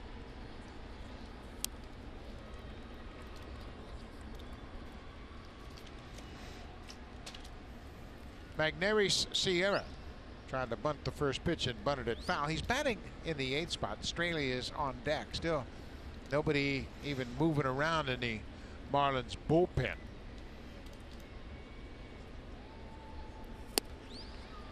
Off speed pitch. 1-2. He's got a reputation as a strike thrower. I mean, he's been around for a while, spent some time in the minor leagues, a long time in the minor leagues, and now has his shot here with the Blue Jays. Did a good job his first major league appearance in Baltimore. He became the oldest Blue Jay to make his major league debut at 31 years 2 days old. A 10-year run in the minors before he got his first call to the majors. It was a terrific moment for he and his family. And he did really well. An inning and 2/3, nothing across. Retired all 14 batters that he faced, and he did it in 14 pitches. That's that reputation of pounding that strike zone with the fastball.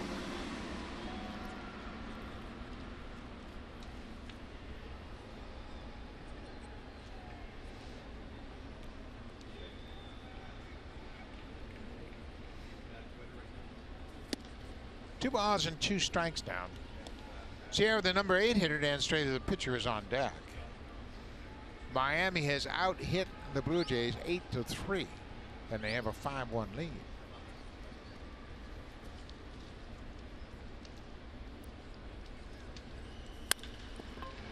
Knocked down by the pitcher. That's going to be an infield hit for Sierra. Look, that's another 2-strike base hit by the Miami Marlins. They came into this game having one of the lowest batting averages in the month of August all time. But they'll pick up their 9th hit, this one off the leg of Smith. Drops into no man's land behind the mound for a leadoff hit. Sierra's first hit of the night. He was given an intentional pass in the 4th. And then Straley was called out on strikes to end the inning. So Straley now, he has 2 sacrifice bunts this season. He actually has 5 hits. He's already shortened up on the bat, as if he's going to bunt. Wow, watch out. And that's exactly what the Blue Jays were concerned about with Sanchez. That ball appeared to hit him on the hand. It sounded like it did. He's acting like it did. He's going to have the trainer look at his hand. Don Mattingly's coming out, and they're going to look at that finger. They're calling foul ball on this also. Two-seamer. He's right on top of the plate. Now he's trying to get out of the way, and that hit him right on that middle finger. There's no doubt about it, and he was not trying to bunt it. He was trying to pull the bat back, and that hit him on the finger. And now they're going to look at this, a hit by pitch. Boy, he's the pitcher, and that's right on the pitching hand. I'd be surprised if he could continue. That finger gets pinched right against the bat, even though he was trying to get out of the way.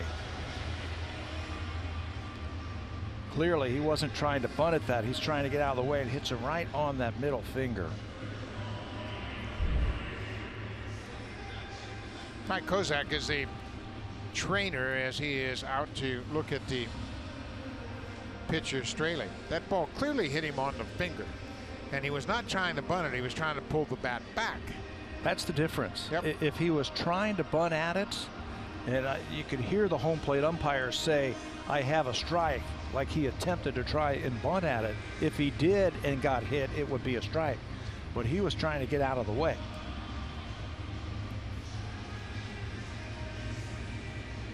So Straley's going to stay in the game, and he is hit by a pitch. He'll go to first base. I think that's the right call. Yep. He got hit by the pitch, so he will go to first. So the first 2 batters reach here against Smith. And John Gibbons is coming out to get an explanation from Jansen Visconti, the home plate umpire. And the umpire at first is indicating they pulled the bat back. That's Tim Timmons down there. And Gibbons is saying, well, if he got hit and he was trying to bunt it, it should be a foul ball. Right. But Tim Timmons, the first base umpire, indicated he pulled the bat back, and that's what we saw on the replay.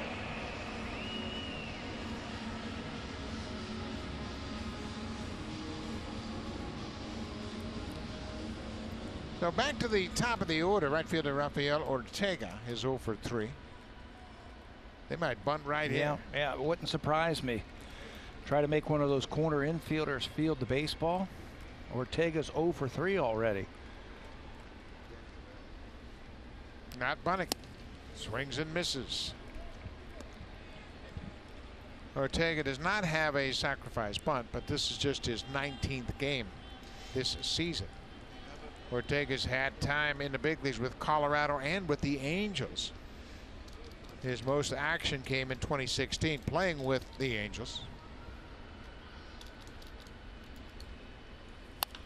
He hits a fly ball deep to right field. Grichuk's on the run, still going back, makes the catch. Tagging and moving up is Sierra from second to third.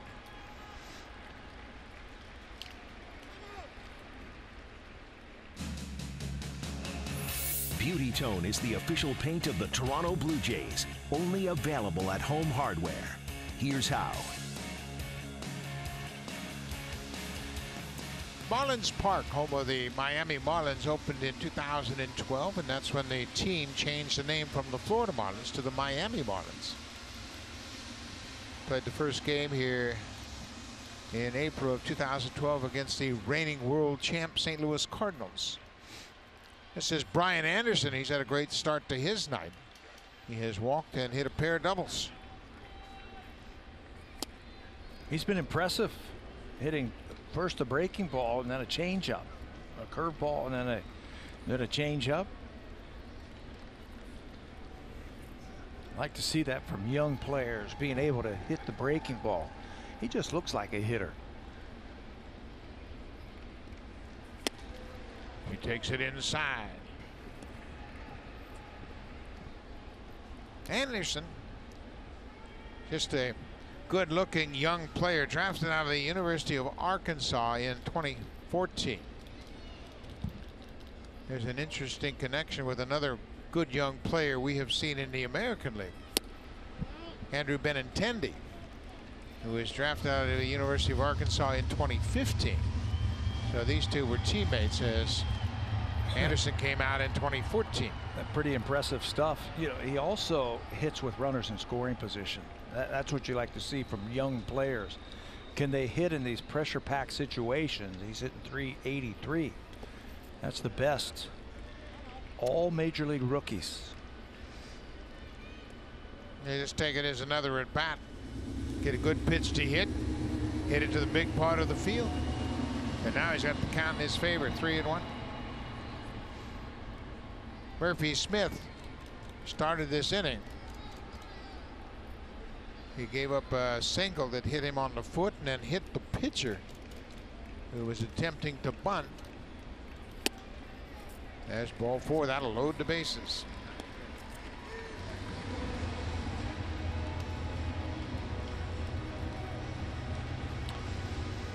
So Pete Walker will come out of the Blue Jays dugout once again. It takes a very deliberate walk to the mound.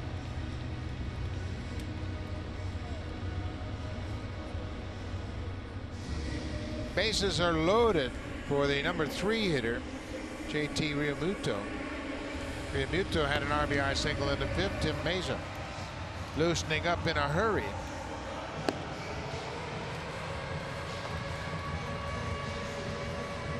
You've got Dietrich on deck. That might be the pitching change, the idea right there to face him. Dietrich, the left-handed hitter. Still, you got to deal with this guy. He's been a nice run producer for him this season. He had a great at bat his last time up when he singled to center field on a 2-strike hit. 2-strike breaking ball.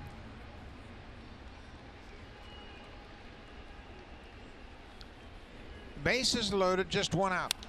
Goes after the first pitch and fouls it back. Blue Jays have turned 1 double play in this ball game. It was a strike him out, throw him out double play to end the 2nd. He's got the type of swing that should produce a lot of base hits with runners in scoring position. Looks like he just shuts off the whole left side of the field, and he's looking to hit the ball back through the middle. Ground ball. This should be 2. Gurriel to Travis, back to first. It's a double play. So the Marlins load the bases, but Murphy Smith gets the ground ball double play to end the inning. We'll go to the 7th. Miami still leads it 5-1.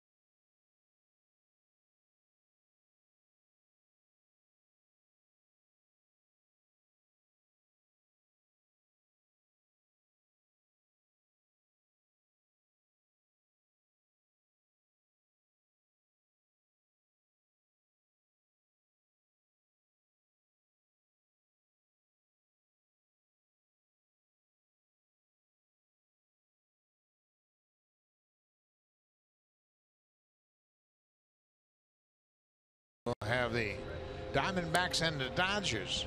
That Greinke will go to the hill for the league-leading Arizona Diamondbacks. The Diamondbacks have a 1.5 lead over Colorado. The Dodgers are 2 back. And then you see the Giants is 7.5 back. So a game with playoff implications coming up about an hour from now on Sportsnet 360 in that wild card race, and it's a race to be sure. The Dodgers are 2.5 back. St. Louis and Milwaukee, they have the first 2 spots. Then Colorado's 2 out of that second wild card spot, and the Angels are 2.5 back. And the Dodgers need that one. Their bullpen has been awful the last couple of weeks when Kenley Jansen went down. So they need that one. Then watching Dan Straley throw, you can see he's only had thrown 73 pitches in 6 innings. Remember, he got hit on that middle finger. I was watching him throw in between innings. He bounced a couple of balls. He couldn't throw a slider for a strike. Donnie Mattingly is watching him very closely. He's got some pitchers warming up just in case. Blue Jays should take advantage of that and see if he's going to be a little wild now. Can't throw the ball over the plate because of that injury. He has not been wild at all tonight. He's allowed just 2 singles and a double. Hasn't walked the batter. Breaking ball for a strike, but it was a high strike. Randall Grichuk 0 for 2 with a strikeout.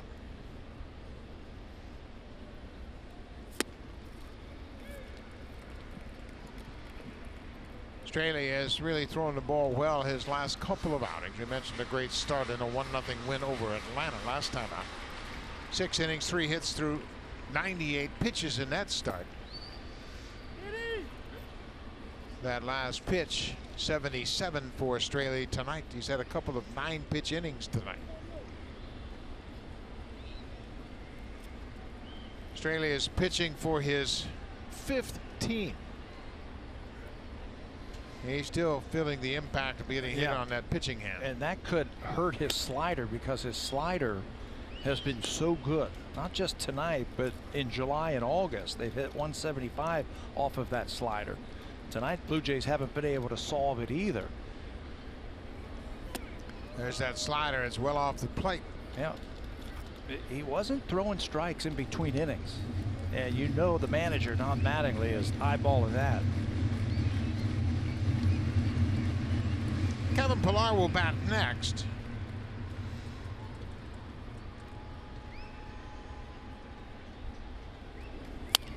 Put on the ground. Foul.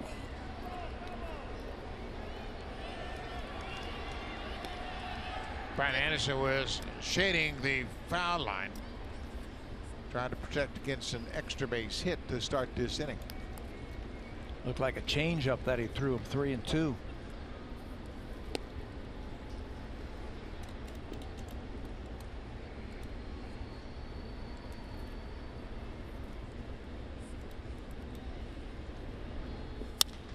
There's a high fly ball to left field. Dean got a late break on it, but it's going to die in the glove short of the warning track. And the Blue Jays, they have felt the impact of this big ballpark tonight.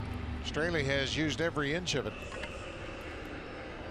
There have been several balls that would have been home runs in other ballparks, but not the case here, especially home runs at Rogers Center. Yeah, I've counted 3. Just 80 pitches now for Straley. That one had a shot, 2. We took a little something off of his fastball, challenged him there, and just got a long fly ball out. Tell you what, I give him a lot of credit going back out there. I have been hit on my finger the same way that he got hit trying to bunt like that. I'm telling you, it hurts. And now this guy's got to throw up major league pitches. Kevin Pillar takes a strike off the plate. And you're right, in this situation, the Marlins are not playing for anything except pride, and Straley, one of those guys that has a lot of pride. He's 29 years old, pitching for his 5th big league team.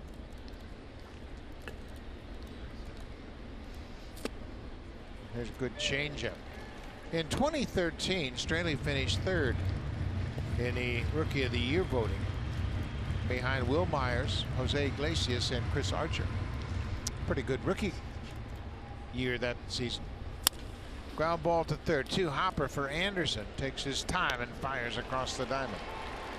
Let's check in with Arash Madani. Well, Buck, it appears we now know where Josh Donaldson is headed. According to Jeff Passan of Yahoo, Josh is headed to Cleveland, where he'll be a teammate again with Edwin Encarnacion, the same Cleveland team that's coming to Toronto next week. Jeff Passan of Yahoo reporting Josh Donaldson to Cleveland. How's that for irony? How about that? Thank you very much, Arash. That is really interesting, as Cleveland has made a deal to acquire Josh Donaldson.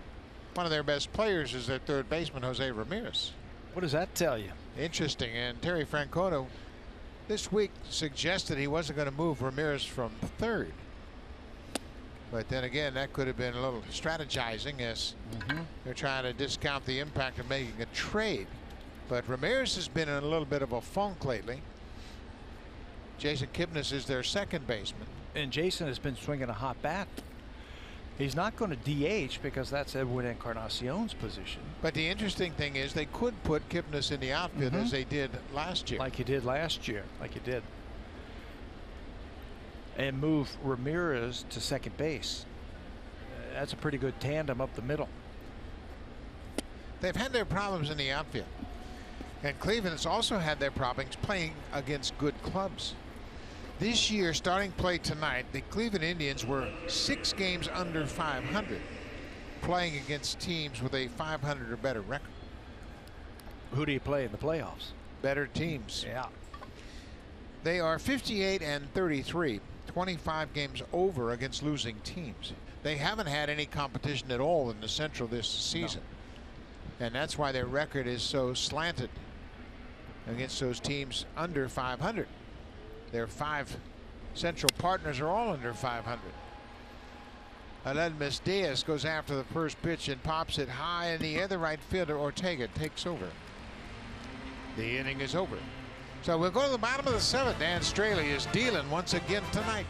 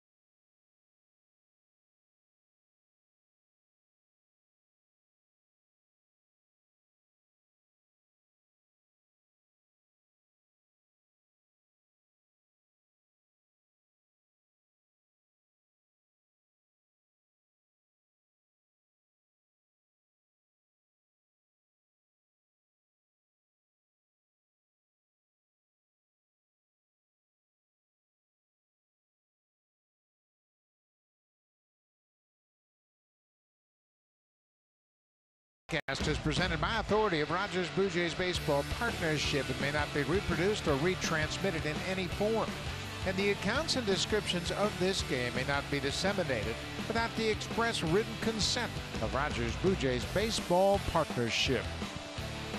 Marlins Park in Miami, and the Marlins have a lead in the first game of this 3-game series. The Blue Jays trail 5-1. Tim Meza, the new pitcher for the Blue Jays, comes on to start the bottom of the 7th. Tim's been throwing the ball much better lately. He has unscored upon in his last 4 appearances, 2 against Philadelphia and 2 in that series we just finished in Baltimore, where he threw an inning and 2/3. Didn't give up a hit, let alone a run. He's dropped that ERA under 5 now to 4.74. He credits a pretty good slider lately. Been throwing strikes a little bit more consistently, is now up to averaging a strikeout per inning. That's what you like to see coming out of that bullpen. Meza certainly can take a big step toward next year's roster by finishing up strong. There's that slider to get ahead of Dietrich. Yeah, we're not sure who's going to be coming up here in the next few days when rosters expand. Right now, Tim's the only lefty in the bullpen for the Blue Jays. So John Gibbons likes to use him in situations where he's got a chance to face a couple of left-handers. I imagine we'll see some more lefties coming up just to give him some flexibility in the month of September. There's the shift as Dietrich has pulled an RBI single to right field. He has 2 singles. He hit 1 to left.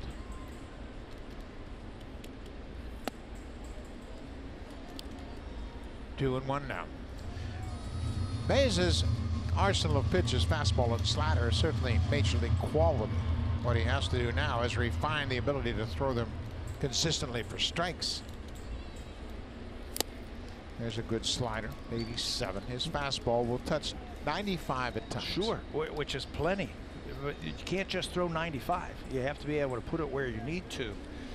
Something that Pete Walker, the pitching coach, has been talking about and stressing. Also, when you fall behind, you have to be able to throw your slider for a strike. So fly ball down the left side, slicing away from McKinney, and that will be back out of play. You know, you're down 2-0 or 2-1 in the counts.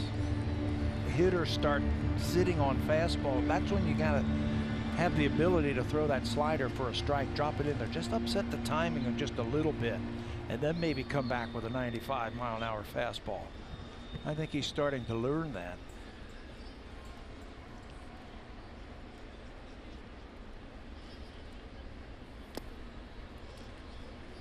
Tried to be a little too fine with that slider. 3-2. Starlin Castro's had a good night at the plate. He has walked and singled twice. He has scored a run and driven in one. There's a grounder right at the edge of the grass. That's Travis, who throws to first, 1 away.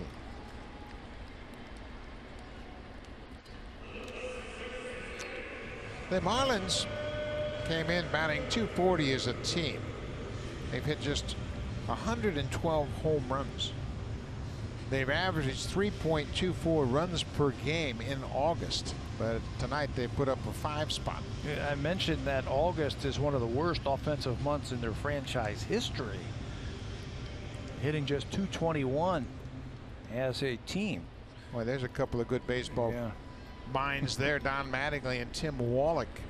And Wallach, the bench coach for Mattingly. I would think Tim Wallach will get consideration once again this offseason as a managerial candidate. He has been with Mattingly both with the Dodgers and now here with the Marlins.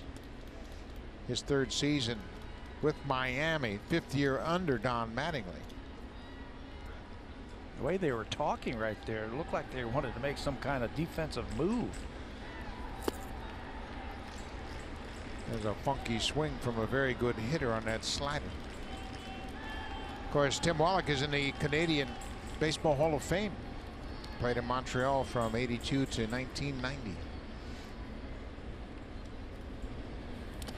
Another slider. He didn't chase this one. 2 balls and 2 strikes. But Mattingly has put together a very impressive coaching staff. He's got Juan Nieves as his pitching coach, Perry Hill, the first base coach, also one of the finest infield instructors in the game. Freddie Gonzalez is the 3rd base coach, former manager of both the Atlanta Braves and the Marlins. Freddie Gonzalez was a coach under Bobby Cox in Atlanta for a number of years. They got Pags over here too. Mike Pagliarulo, former Yankee hitter and slugger. There's a breaking ball hit into the alley, and this one's going to get down and go up against the wall. Another slider with 2 strikes, and the Marlins have really done a number with 2 strikes tonight. And a lot of the damage they have done with 2 strikes has come on breaking balls. The breaking ball. You're absolutely right. That's probably 5, maybe even 6 2-strike hits tonight for the Marlins. Slider out over the plate. Starlin Castro with his 3rd base hit. He's also walked. He's had a perfect night at the plate. Another extra base hit for the Marlins with just 1 out. I think that goes back to Don Mattingly. Don Mattingly was a great 2-strike hitter. Never give up an at-bat. They cut their swings down with 2 strikes. Interesting concept. They've only struck out twice tonight.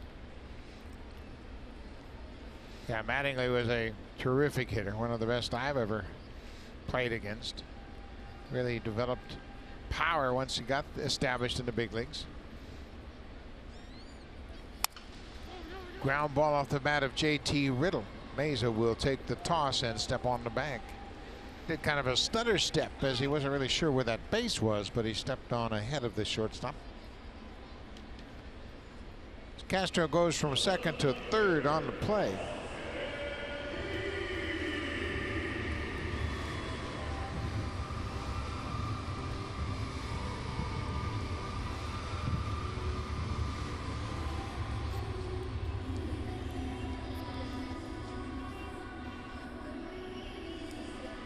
I just want to give you a little backup on your talk about Mattingly.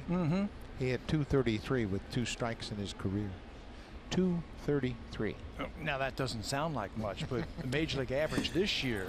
That ball bounces right back to Jansen, and he's going to be able to. No, he was hit. Oh, he got hit by the pitch. He called it a dead ball right away. The home plate umpire. Slider, it looked like it went off the toe, and he called that he got hit. And now the Blue Jays are going to have a look at the video because they can challenge whether or not he was hit by a pitch. And if he wasn't hit by the pitch, they can take the play as a result. Take a look at this slider. Slider down and in. Dean acted like he got hit. Yep, right off the shoe.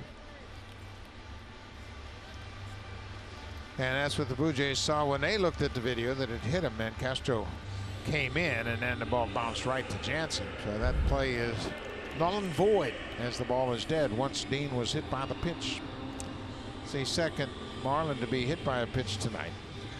Finish that thought about Donnie hitting 233. That's about 50-something points higher than the major league average that most major leaguers hit with 2 strikes. 275, 274. Magneri's Sierra.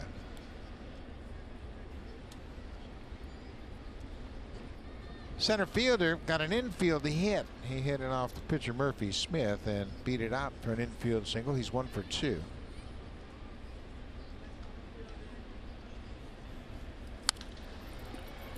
One hopper right to Morales. That'll end the inning. So Mesa strands a couple of base runners, gives up a double, and nothing more will go to the 8th. The Blue Jays need a late rally here in Miami.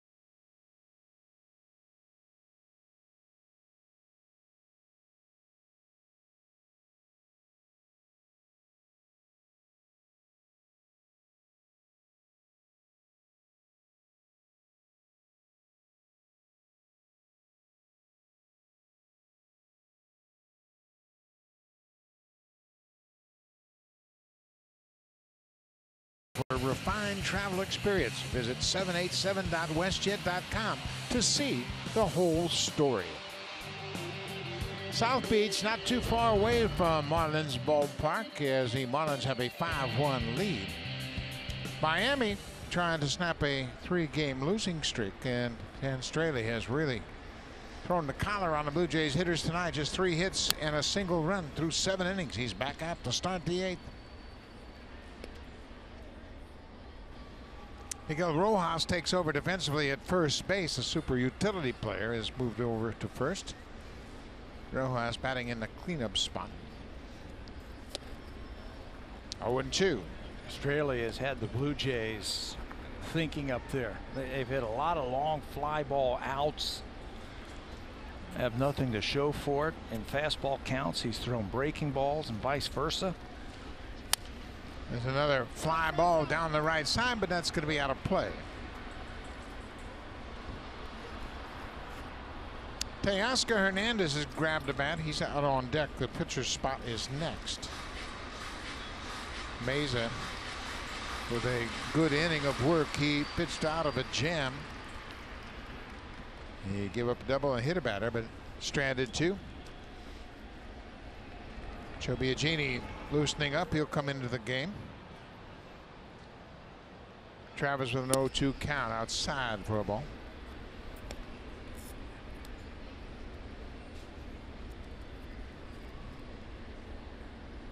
Dan Straley with his 2nd straight terrific outing. There's a fly ball to center field. Sierra going back. Another ball hit to the warning track. Turns into an out. Straley has used all of this ballpark tonight. Yes, he has. Just fastballs away, and the Blue Jays trying to get the ball up in the air, which they do a lot of. Just haven't been able to find the seats yet.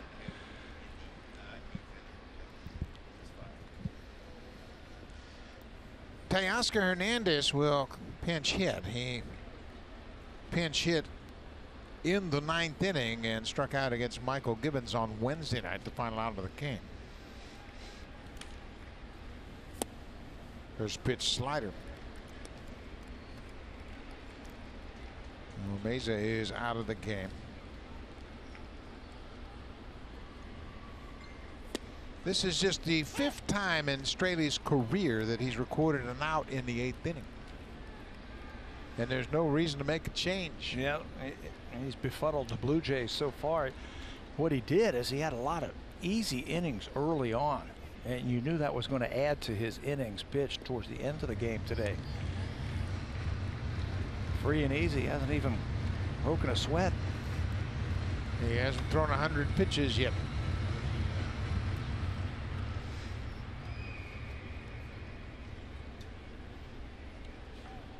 One and 2. Fastball pulled foul outside of 3rd.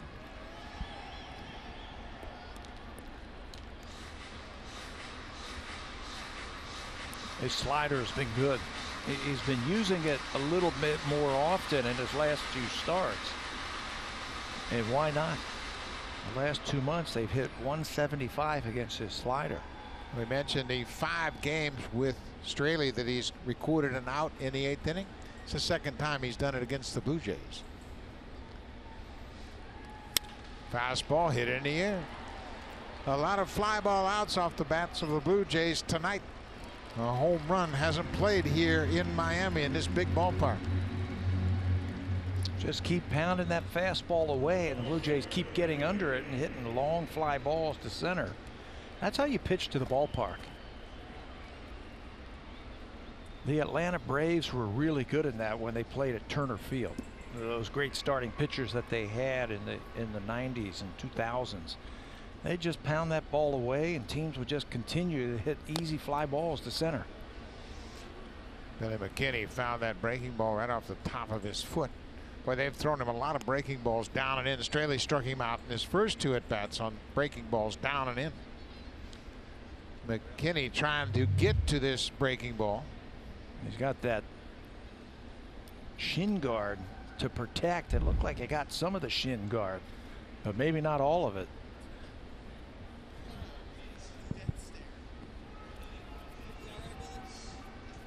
Adam Conley, the only left-hander, and Drew Streckenrider. He is thrown, and now he's just walked off the mound for a second. But Conley, the only lefty they have in their bullpen. Billy McKinney comes back and gets a base hit. He wasn't going to let another fastball go by. Nope, and that was it right there. He's like, I'm not going to get to another curveball type of count. Second hit that he has had tonight. Pitch out over the plate, and he's got great plate coverage. Being able to take that ball away. He's had a good game. He's had a good run with the Blue Jays. Since he has come up, he's been a shining star, that's for sure. Notice Gurriel Jr. is 1 for 2 with a sacrifice fly. He goes after the first pitch and pops it up.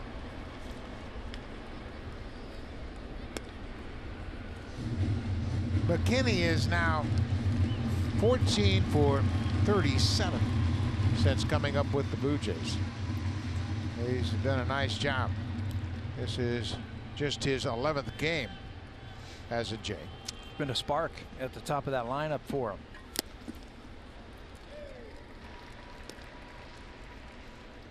Oh, 0-2 on Gurriel as McKinney is at first base. There are 2 outs. We're in the 8th. The Blue Jays have managed just 1 run on 4 hits. McKinney has 2, Gurriel has 1, and Curtis Granderson has a pinch single. That's it.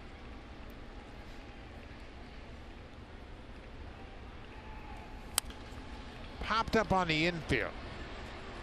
Rojas, the first baseman, just into the game, makes the catch.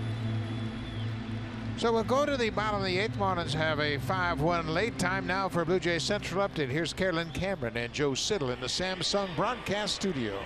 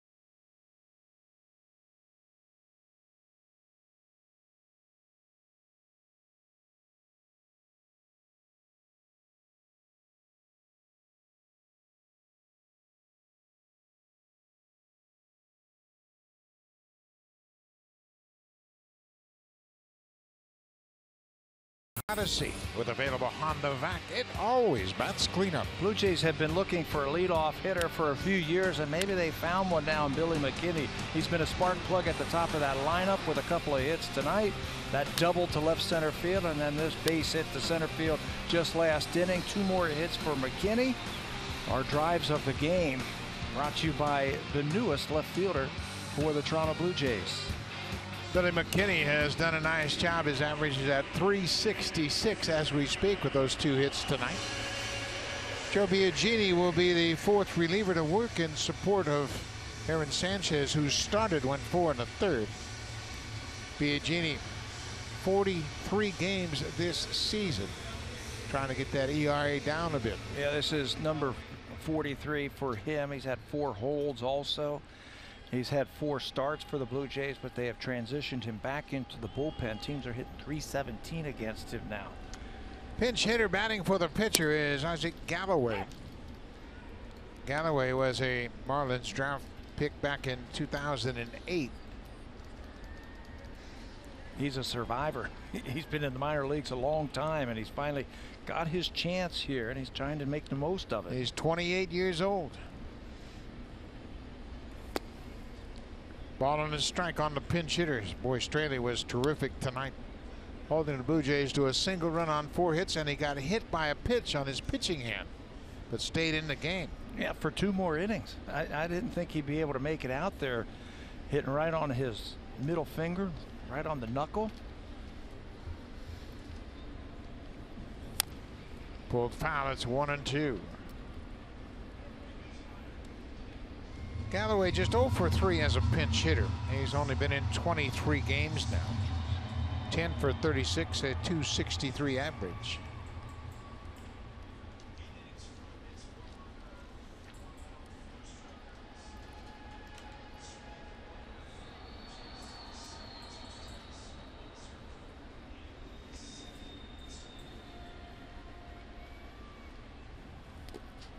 Curveball bounced in the dirt.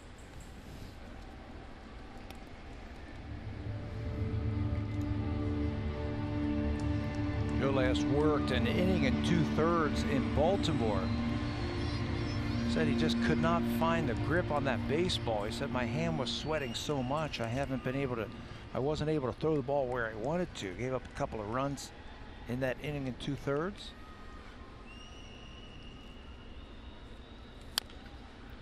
Good fastball as Piagini gets it right in on the hands of Galloway. Yeah, the 3 games in Baltimore, the humidity was unbelievable, and pitchers on both sides are having trouble. We saw a lot of pitches go right back to the backstop. Just slipped out of the pitcher's hand. Yeah, more so than at any time I've ever seen. Piagini was one of those. Just couldn't get the grip. 2-2 pitch. Fly ball to right. That's going to slice out of play. So Jim Palmer told him, why don't you take the rosin bag and put it on your arm and dry up all that perspiration? He goes, I never heard of that. I thought that was a pretty good idea.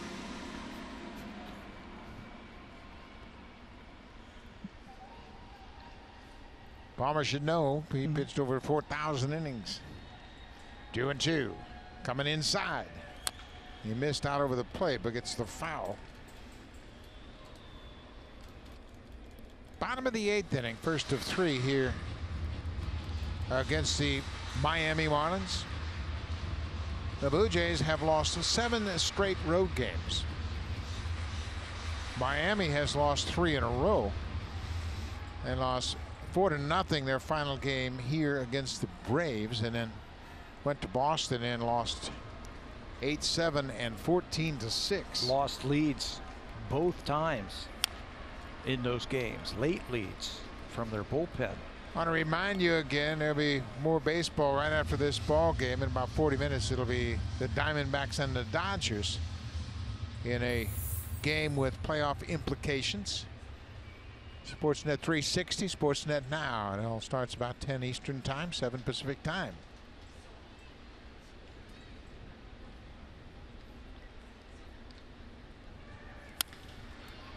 Nice play at third by Diaz. He's got plenty of arm and throws Galloway out. He was saying today that ball gets down to you very quickly and it really hooks on you. A lot different from at shortstop. He gets down there, he stays low. He knows when the ball gets to you, you can take a little bit more time, set yourself, get your feet underneath you, and make a good throw. He's looked very good down there at third base. This is just his 10th start at third base this season. He's made 88 starts over at shortstop. Back to the top of the order. Rafael Ortega has gone 0 for 4, the right fielder.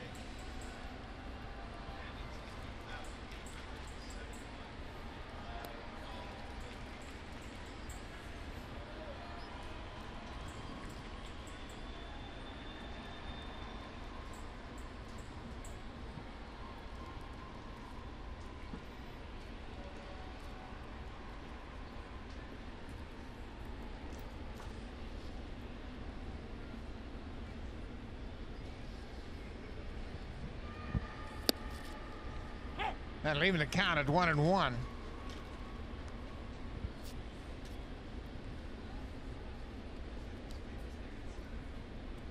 Kyle Bearclaw loosening up for the Marlins.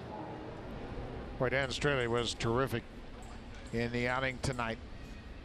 And boy, when you can get 8 innings out of your pitcher, that's a special night. There's a little looper into center field. Ortega gets his first hit of the night. It's been a tough draw here in Miami. Even when they have good teams, they never really draw well. 8,871 in attendance tonight on a Friday night. And they are really trying to turn things around. Derek Jeter has come, made a lot of changes. They're putting a lot of money into the minor league system, trying to make some adjustments in this ballpark. And it's a new ballpark.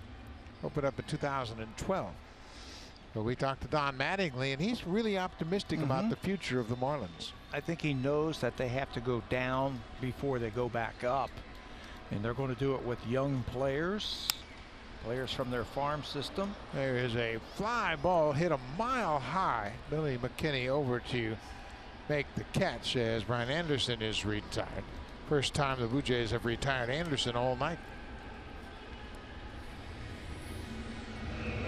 2 away. Biagini trying to close out the Marlins here in the bottom of the 8th.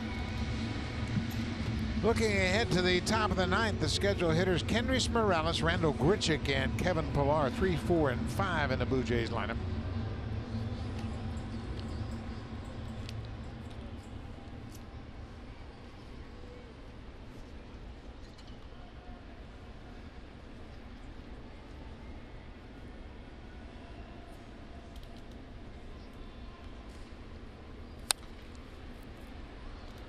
JT Realmuto fouls off the first pitch.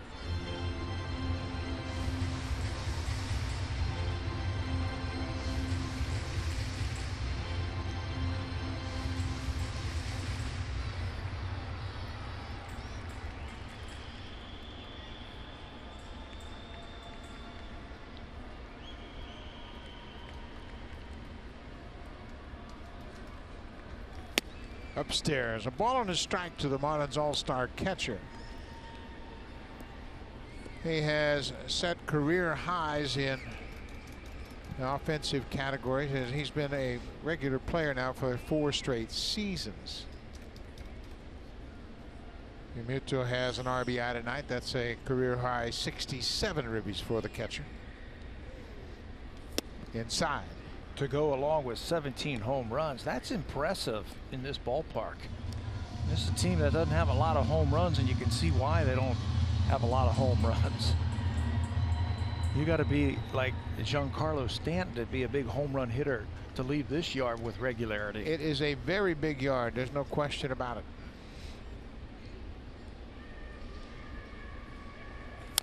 It's funny, we were talking with Justin Smoke yesterday, and we were talking about some of those big sluggers who last year were here for the home run derby.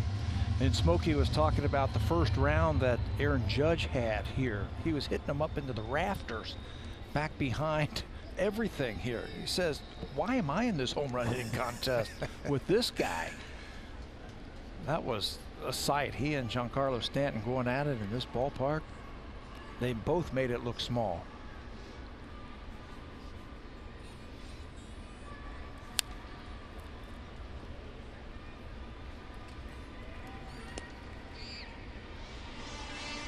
Realmuto, we mentioned he's hit 17 home runs. Just 5 of those have come here at home. I believe it. He looks like he's a gap-to-gap type of hitter, needing left center field to right center field, stay in the middle of the field, doesn't pull a whole lot of balls down the lines. That's the biggest part of this ballpark. Blocked by Jansen. For his career, Realmuto's hit 55 home runs, only 19 here in his ballpark. And, you know, in a way, that might even make him a better hitter. Sure. Staying in the middle of the field, your average should go up. If you understand what type of hitter you are. If you tried to hit home runs here and you weren't a home run hitter, you'd hit 200. 3-2, 2 outs. There goes the runner at first. A bouncing ball toward third. Diaz throws in time, and the inning is over. Biagini gives up a single and nothing more. We'll go to the 9th. Big bats for the Blue Jays coming up. Kendrys Morales, Randall Grichuk, and Kevin Pillar. They need a ninth inning rally.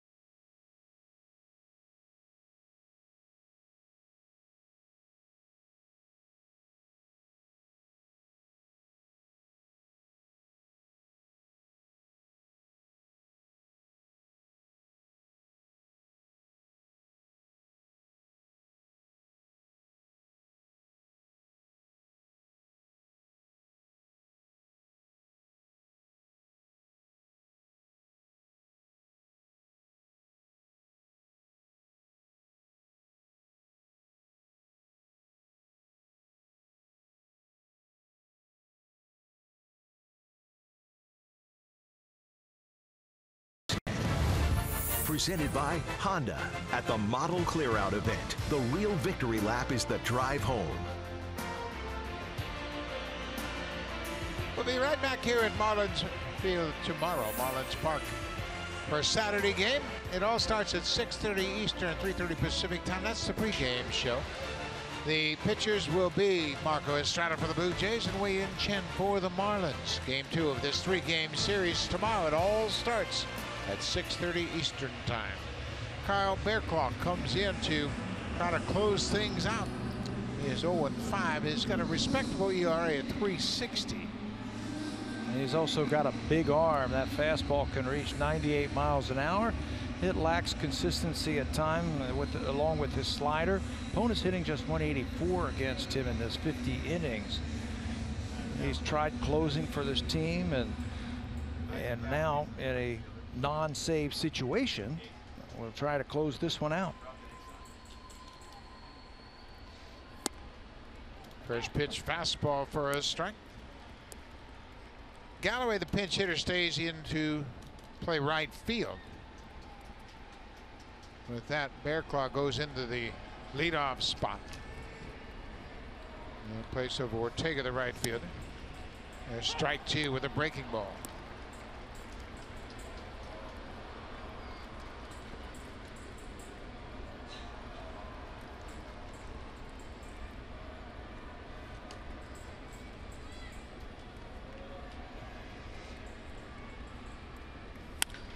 Fastball ripped up the middle on the 0-2 pitch.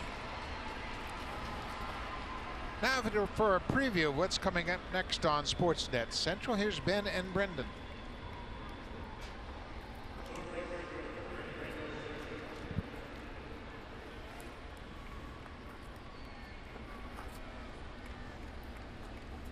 Absolutely. Thank you, fellas. And that's all coming up right after this game. There might be more blockbuster deals before the night is done. The deadline is midnight. So the fellas at Sportsnet Central will have all the latest for you right after this game. The catcher, Realmuto, did not find the baseball, and Morales goes to second. A very awkward slide. Realmuto didn't know where the ball was, as you could hear the bench hollering, first base, just the side. Watch the catcher react. Yeah, he's not sure where it is. He looks the wrong way. That's where the pitcher's got to tell him where to go. Still has a shot with a good throw. But the inconsistency is what we talked about with Bearclaw with his fastball. 0-2, he throws to Morales. Drilled it right up the middle to start this rally. Now he'll move up on the wild pitch. He has spent some time, Bearclaw, on the disabled list with some lower back stiffness. Spent about 2 weeks on the DL just this month. So he was just reinstated less than a week ago. Inside.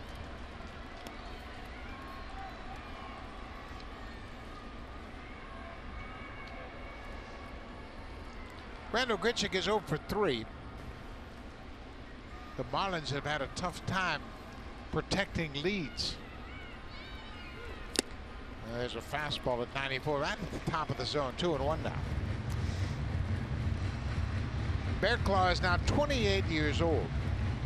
He was acquired by the Marlins from St. Louis in exchange for Steve Cishek. That was near the July trade deadline of 2015.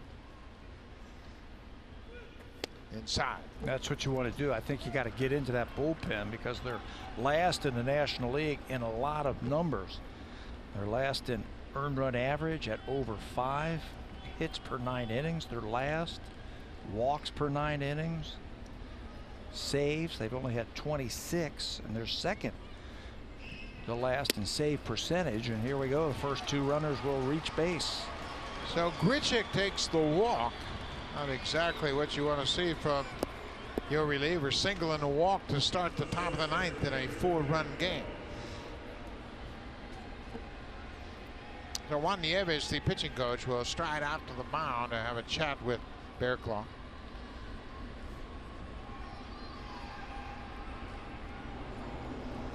Drew Streckenrider was up earlier in the ball game. He has started to throw. Nieves in his 3rd season as the Marlins pitching coach. And the message should be, hey, even if this guy hits a home run, you're still winning. Go after him. Be aggressive. Jump ahead.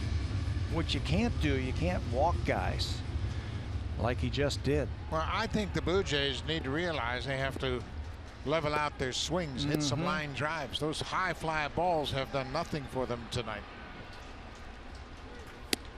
Yeah, it might be a different story if they were playing in Rogers Center, but they're not. They're not. And all those long fly balls have found the gloves of the Miami Marlins.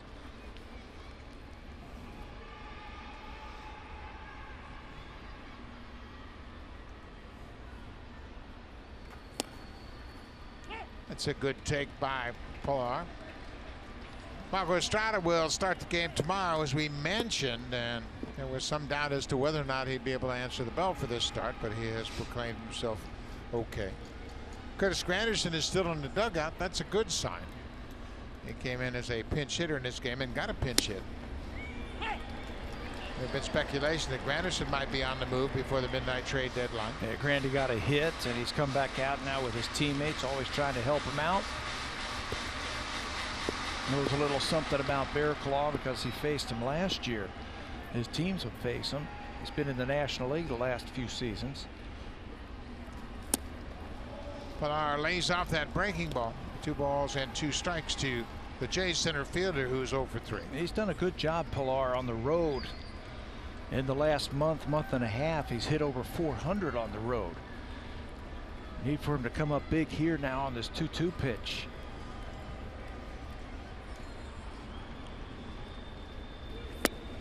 Good take. Full count. Keep the line moving. Just got to get some base runners aboard and keep the line moving. Morales a single on an 0-2 pitch. Grichuk walked. Nobody out. Top of the 9th inning.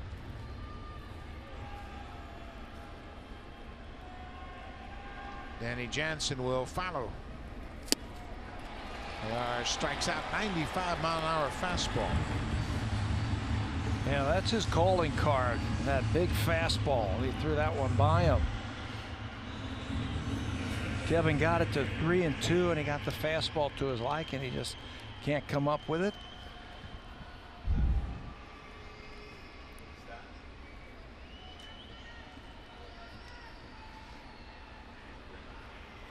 Danny Jansen 0 for 2 with a walk. He walked his last time up.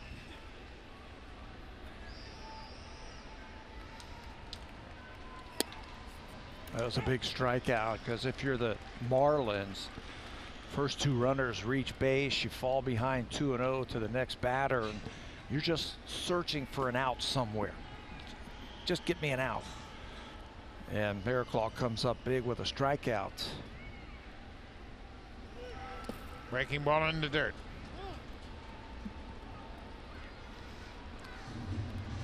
Three infielders on the left side of the diamond. The lone first baseman is on the right side. That's Miguel Rojas, who came into the game in the 8th inning. Yeah, take advantage of that. Danny Jansen can handle the bat. This guy throws 95 miles an hour. Just slow your swing down a little bit. Shoot one to right field. Fouled straight back over the screen.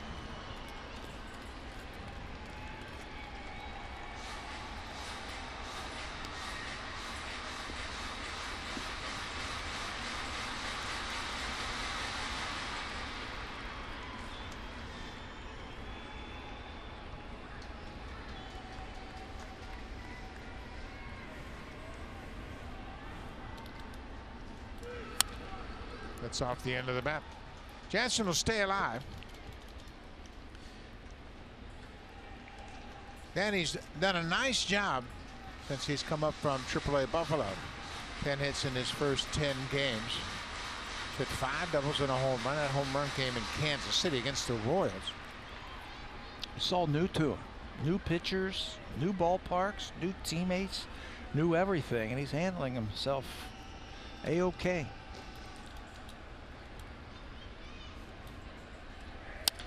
Ground ball up the middle. Castro will flip, and all hands are safe. Starlin Castro, the second baseman, tried to flip it with his glove, and the ball got hung up in his webbing. Went straight up in the air. Everybody is safe. What a bad play right there for Starlin Castro. You know you're not going to turn 2 on that play. So as a veteran infielder, you got to tell yourself, I got to get an out somewhere. Trying to flip like that might make all the highlight films and everything like that, but if you don't make that play, it looks really bad.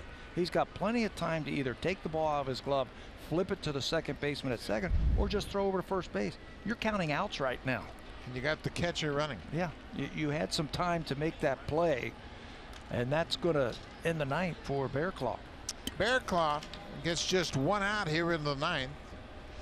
The hit, an infield hit, credited to Danny Jansen. So Bearclaw gives up 2 hits and a walk, strikes out a batter. He probably deserved a better fate on that last play. Drew Streckenrider into the game.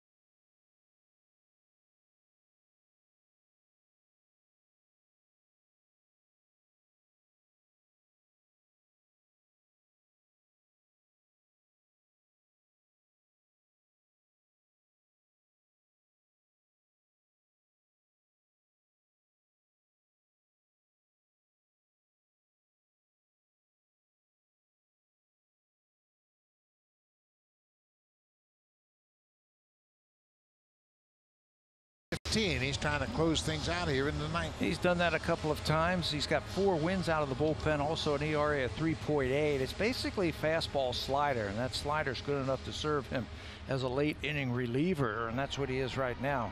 Big fastball, big slider. Look at that. I don't know if I've ever seen that. Well, he swung so hard he lost his elbow pad. He got a fastball, and he is Was looking fastball and just missed it. Yeah, he's never missed a fastball. He likes that fastball, and you're going to get one from this kid. There's another one that he keeps away. It's 95. Here's the previous pitch, fastball. Knocks his elbow guard off. Steckenrider is 15th in the National League for relievers in strikeouts. He's got 65 of them. You can see why with that fastball. Another good fastball at 95. He has a couple of saves, and this is now a save opportunity for Steckenrider. He is 2 for 6 in save opportunities. Diaz has home run power.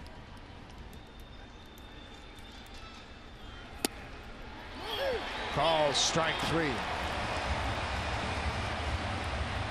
Fastball looked like it might have been down and away, but Diaz is called out on strikes. Yeah, nothing fancy right there. In this ballpark, he said, if you're going to beat me, you're going to have to beat me away. I'm going to pump fastballs down and away. Diaz thinks it's low, possibly outside. It's on the corner. But a big second out.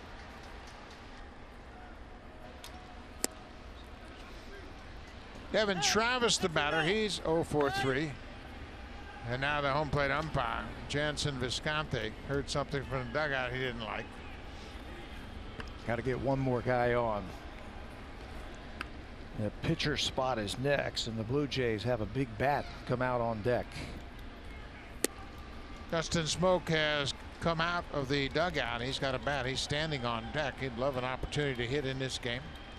Travis is going to have to reach base if that will happen. His fastball's away. That might play right into Devin Travis. Fouls it out of play. 2 balls and a strike. Diamondbacks and Dodgers coming up. Like I gotta say that play by Castro, if he makes the play, this game's over. But he's given the Blue Jays an extra shot here with that flip play at second base, loaded up the bases. Got to take advantage of it. Travis had another pretty good fastball. Yeah, the ball got stuck in Castro's glove. He had a chance to stop, right himself, and make a play to first. Danny Jansen credited with an infield hit on that play. Then Diaz was called out on strikes for the second out of the inning. 2-2 to Travis. Now it's a full count.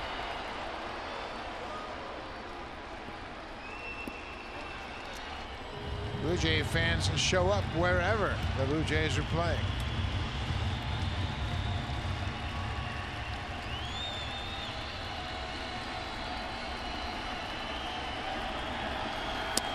Ball 4. They walk in a run, and Smoke will get a chance to hit here in the ninth. A bases loaded walk. Well, he was just trying to be too fine. He had 2 shots to get the out and missed with a slider. Then he missed with his fastball down and away, just trying to be too fine. And Morales, who started this inning with a single, made his way around the bases to score the Blue Jays' second run. Again, Nieves out to go over the pinch hitter, Justin Smoke.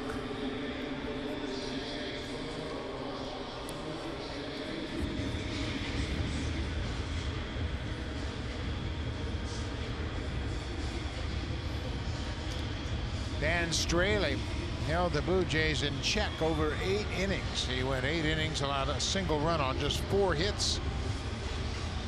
Kyle Bearclaw recorded 1 out. Morales is charged to Bearclaw. He's still responsible for the next 2 runners. Steckenrider came in and struck out Diaz, but now he has walked Travis, and now he has to deal with Justin Smoke. Tying run over at first base. Any extra base hit will tie this game up. So now they're going to switch the infield defense in the shift. I'd put him in the outfield. Extra base hits will tie the game up. That's what you want to guard against. Outfield playing a little bit deeper. 5-2 Miami, and Smoke goes after the first pitch.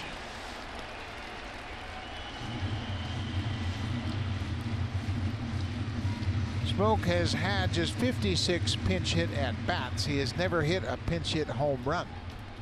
A career .214 hitter as a pinch hitter. He's down 0-2.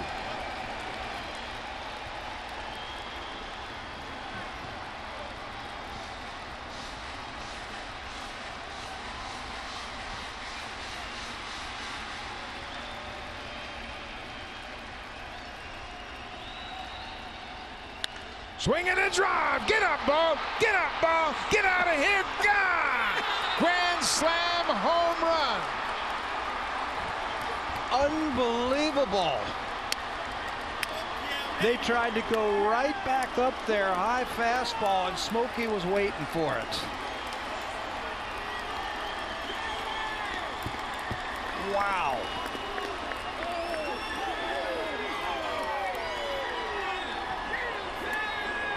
Third career grand slam for Justin Smoke. His first career pinch hit home run. And I got to reiterate, the play by Castro kept this game alive. The Blue Jays took advantage of it. The walk to Travis on a 3-2 count got Smokey to the plate, and he unloaded on that 0-2 pitch. For a Smoke home run number 22 for the season. And here's the leadoff man, Billy McKinney. What an inning for the Blue Jays. 5 runs in the 9th. 7 grand slams now for the Blue Jays this year. Smoke's second of the season. He and Curtis Granderson each have 2 grand slams this season. Billy McKinney with his 3rd hit of the night.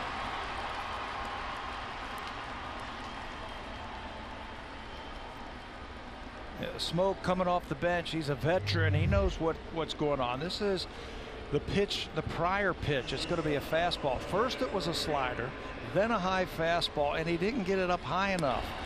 Right at the top of the strike zone, and that ball went a long way. Takes a big man to hit it out of this ballpark. Yes, it does. That's the first home run of the ball game, and Smoke's 22nd of the season.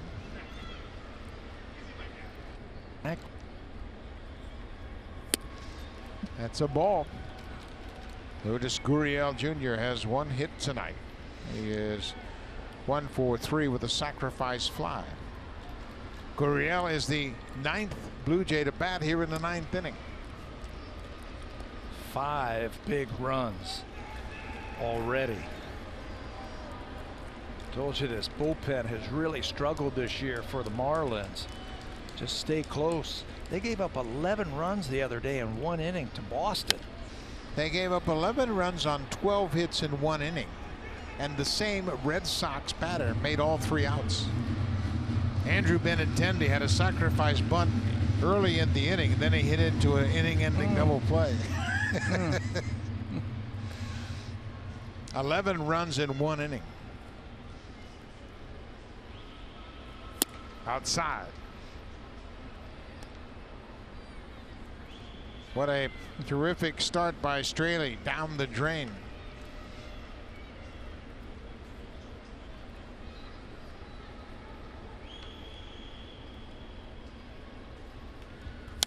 Off the end of the bat.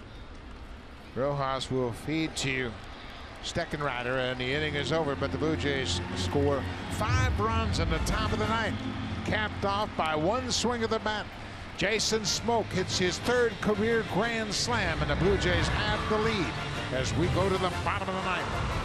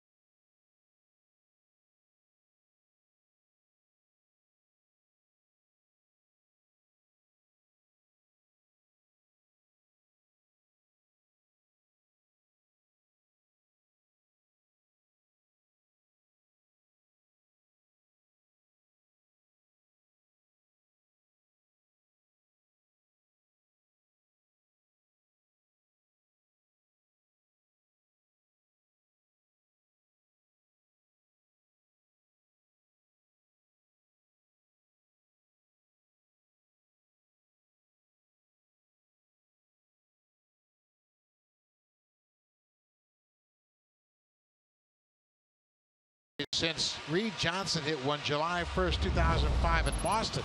And it's the first ever go-ahead grand slam by the Blue Jays. On an 0-2 count, clocks this one 386 feet. The Blue Jays all night kept hitting long fly balls that were caught at the warning track until Smoke comes off the bench and hits that one into the bullpen to give the Blue Jays the lead. That means this closer is going to come on. This is Ken Giles, who's perfect this season in save opportunities, 18 for 18 in 40 2/3 innings. Big fastball and a hard slider. He's just a different pitcher when the save's on the line. He had a rough outing Wednesday night in Baltimore, recorded just one out. Charged with 3 runs, just 1 earned run on 3 hits. He can only record the 1 out. He was in that ball game just to get some work. But he has been perfect in save situations this season.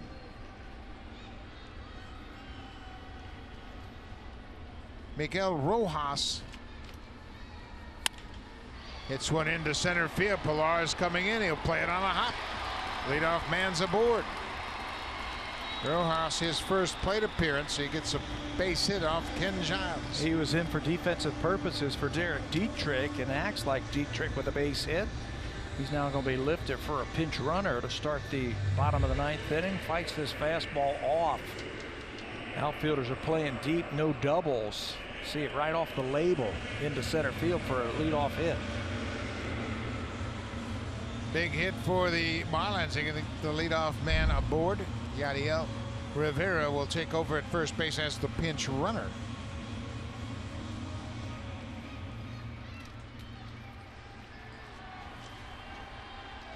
Starlin Castro has got a chance to redeem himself after making that shaky play in the field. Yeah, he's had a perfect night offensively. He walked his first time up, then was caught stealing. Then single, RBI, single, double. 3 for 3 officially. He had a home run cut. Yeah. Fouled it straight back. Castro getting his first look at Ken Giles. He has not faced him in the past.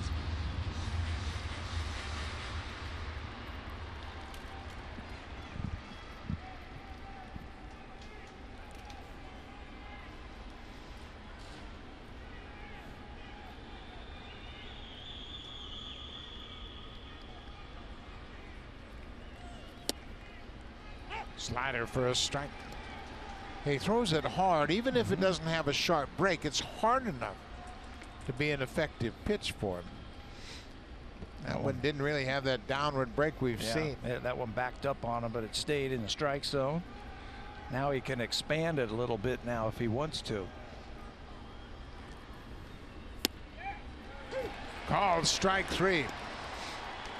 Castro caught looking at that slider as Giles gets the first out of the bottom of the 9th. Same pitch, same result. A strike on the inner half. They wanted to go away. He stayed inside and Castro took it.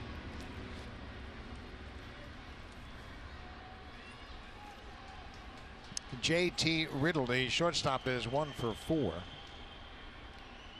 He had a single as part of that 3-run 4th inning for the Marlins.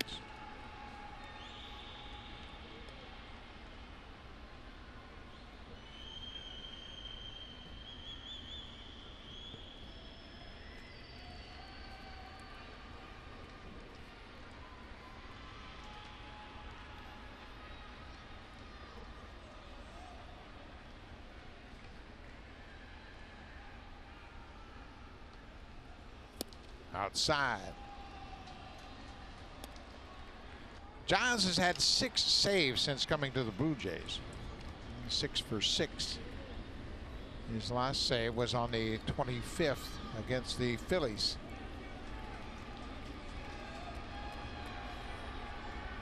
He's 18 for 18.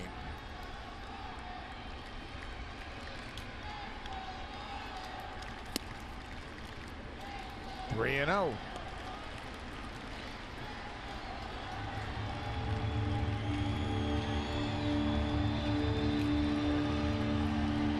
The Blue Jays trying to finish off a game that would give them 36 come from behind wins.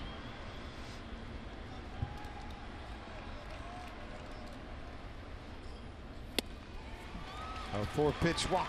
We were just talking today about the home run and the importance of the home run that can get you back into a game or extend leads. Well, tonight the home run has given the Blue Jays the lead. Now Ken Giles has to save it. That was an interesting comment that came from Don Mattingly in our conversation with Mattingly, and he said, I never really thought about home runs. I didn't want to hit home runs until Mickey Vernon, one of our coaches, said home runs will get you back in a game or will wrap up a game. And tonight the home run has gotten the Blue Jays back in it. That's where a lot of those comeback wins have come from for the Blue Jays. All those late home runs, late heroics. Austin Dean takes ball 1. Dean is 0 for 3. Got hit by a pitch in the 7th. Tim Meza hit him with a breaking ball with 2 outs in the 7th.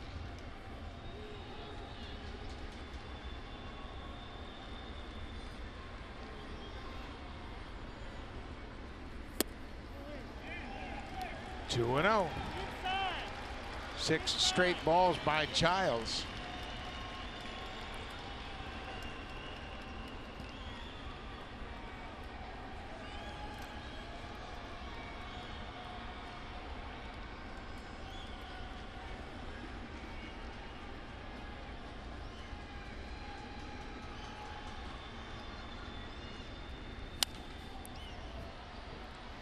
.98. Yeah. Dean, who's got some power and some pop, was thinking about ending it with one swing. He got the fastball he was looking for, 2-0, and he fouled it back. Ledmus Diaz, the third baseman, is on the line.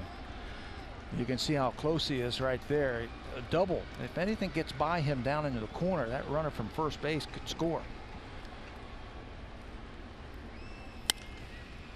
Fly ball into foul ground, smoke over, and he makes the catch. That's the second out of the inning.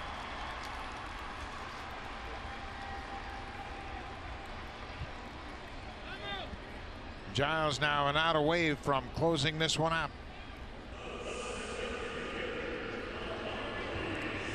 Magneuris Sierra, the center fielder. He has an infield hit in 3 at-bats. He was also given an intentional walk. And Danny Jansen's going to spend a mound visit here just to go over what they want to do. It's the guy the Blue Jays have been looking for all night, that 27th out.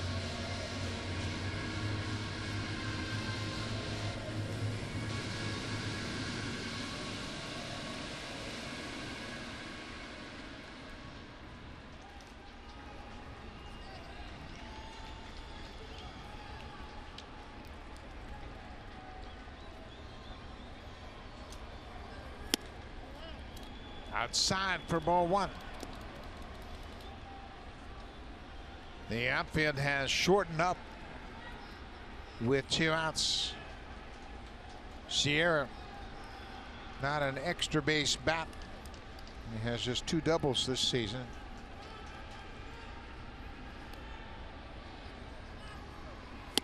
Yeah, you can do that with 2 outs now. Tying run at second base. Now you're trying to win the game on anything in front of you. Throw that runner out at the plate. Sierra in his first season with the Marlins last year got into 22 games with the Cardinals. Ball on a strike. Foul tip into the catcher's mitt. Marlins down to their final strike. Ken Giles trying to pick up his 19th save of the season.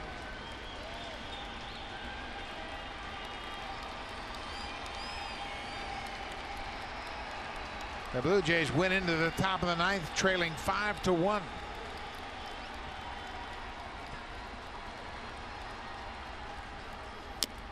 Foul tip. Just heating them up.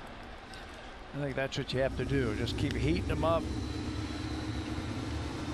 Keep throwing those fastballs away, up and away like that, and you'll get your fly ball out.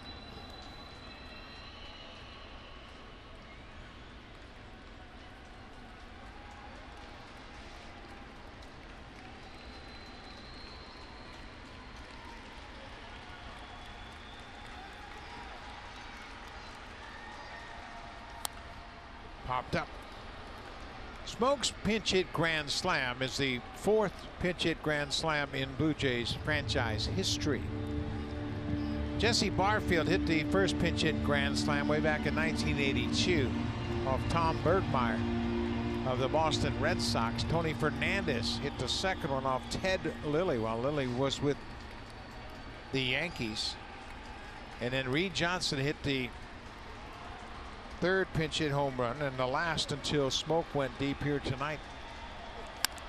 Fly ball left field. This should end it. Billy McKinney is there, and that's the ball game. What a comeback for the Blue Jays.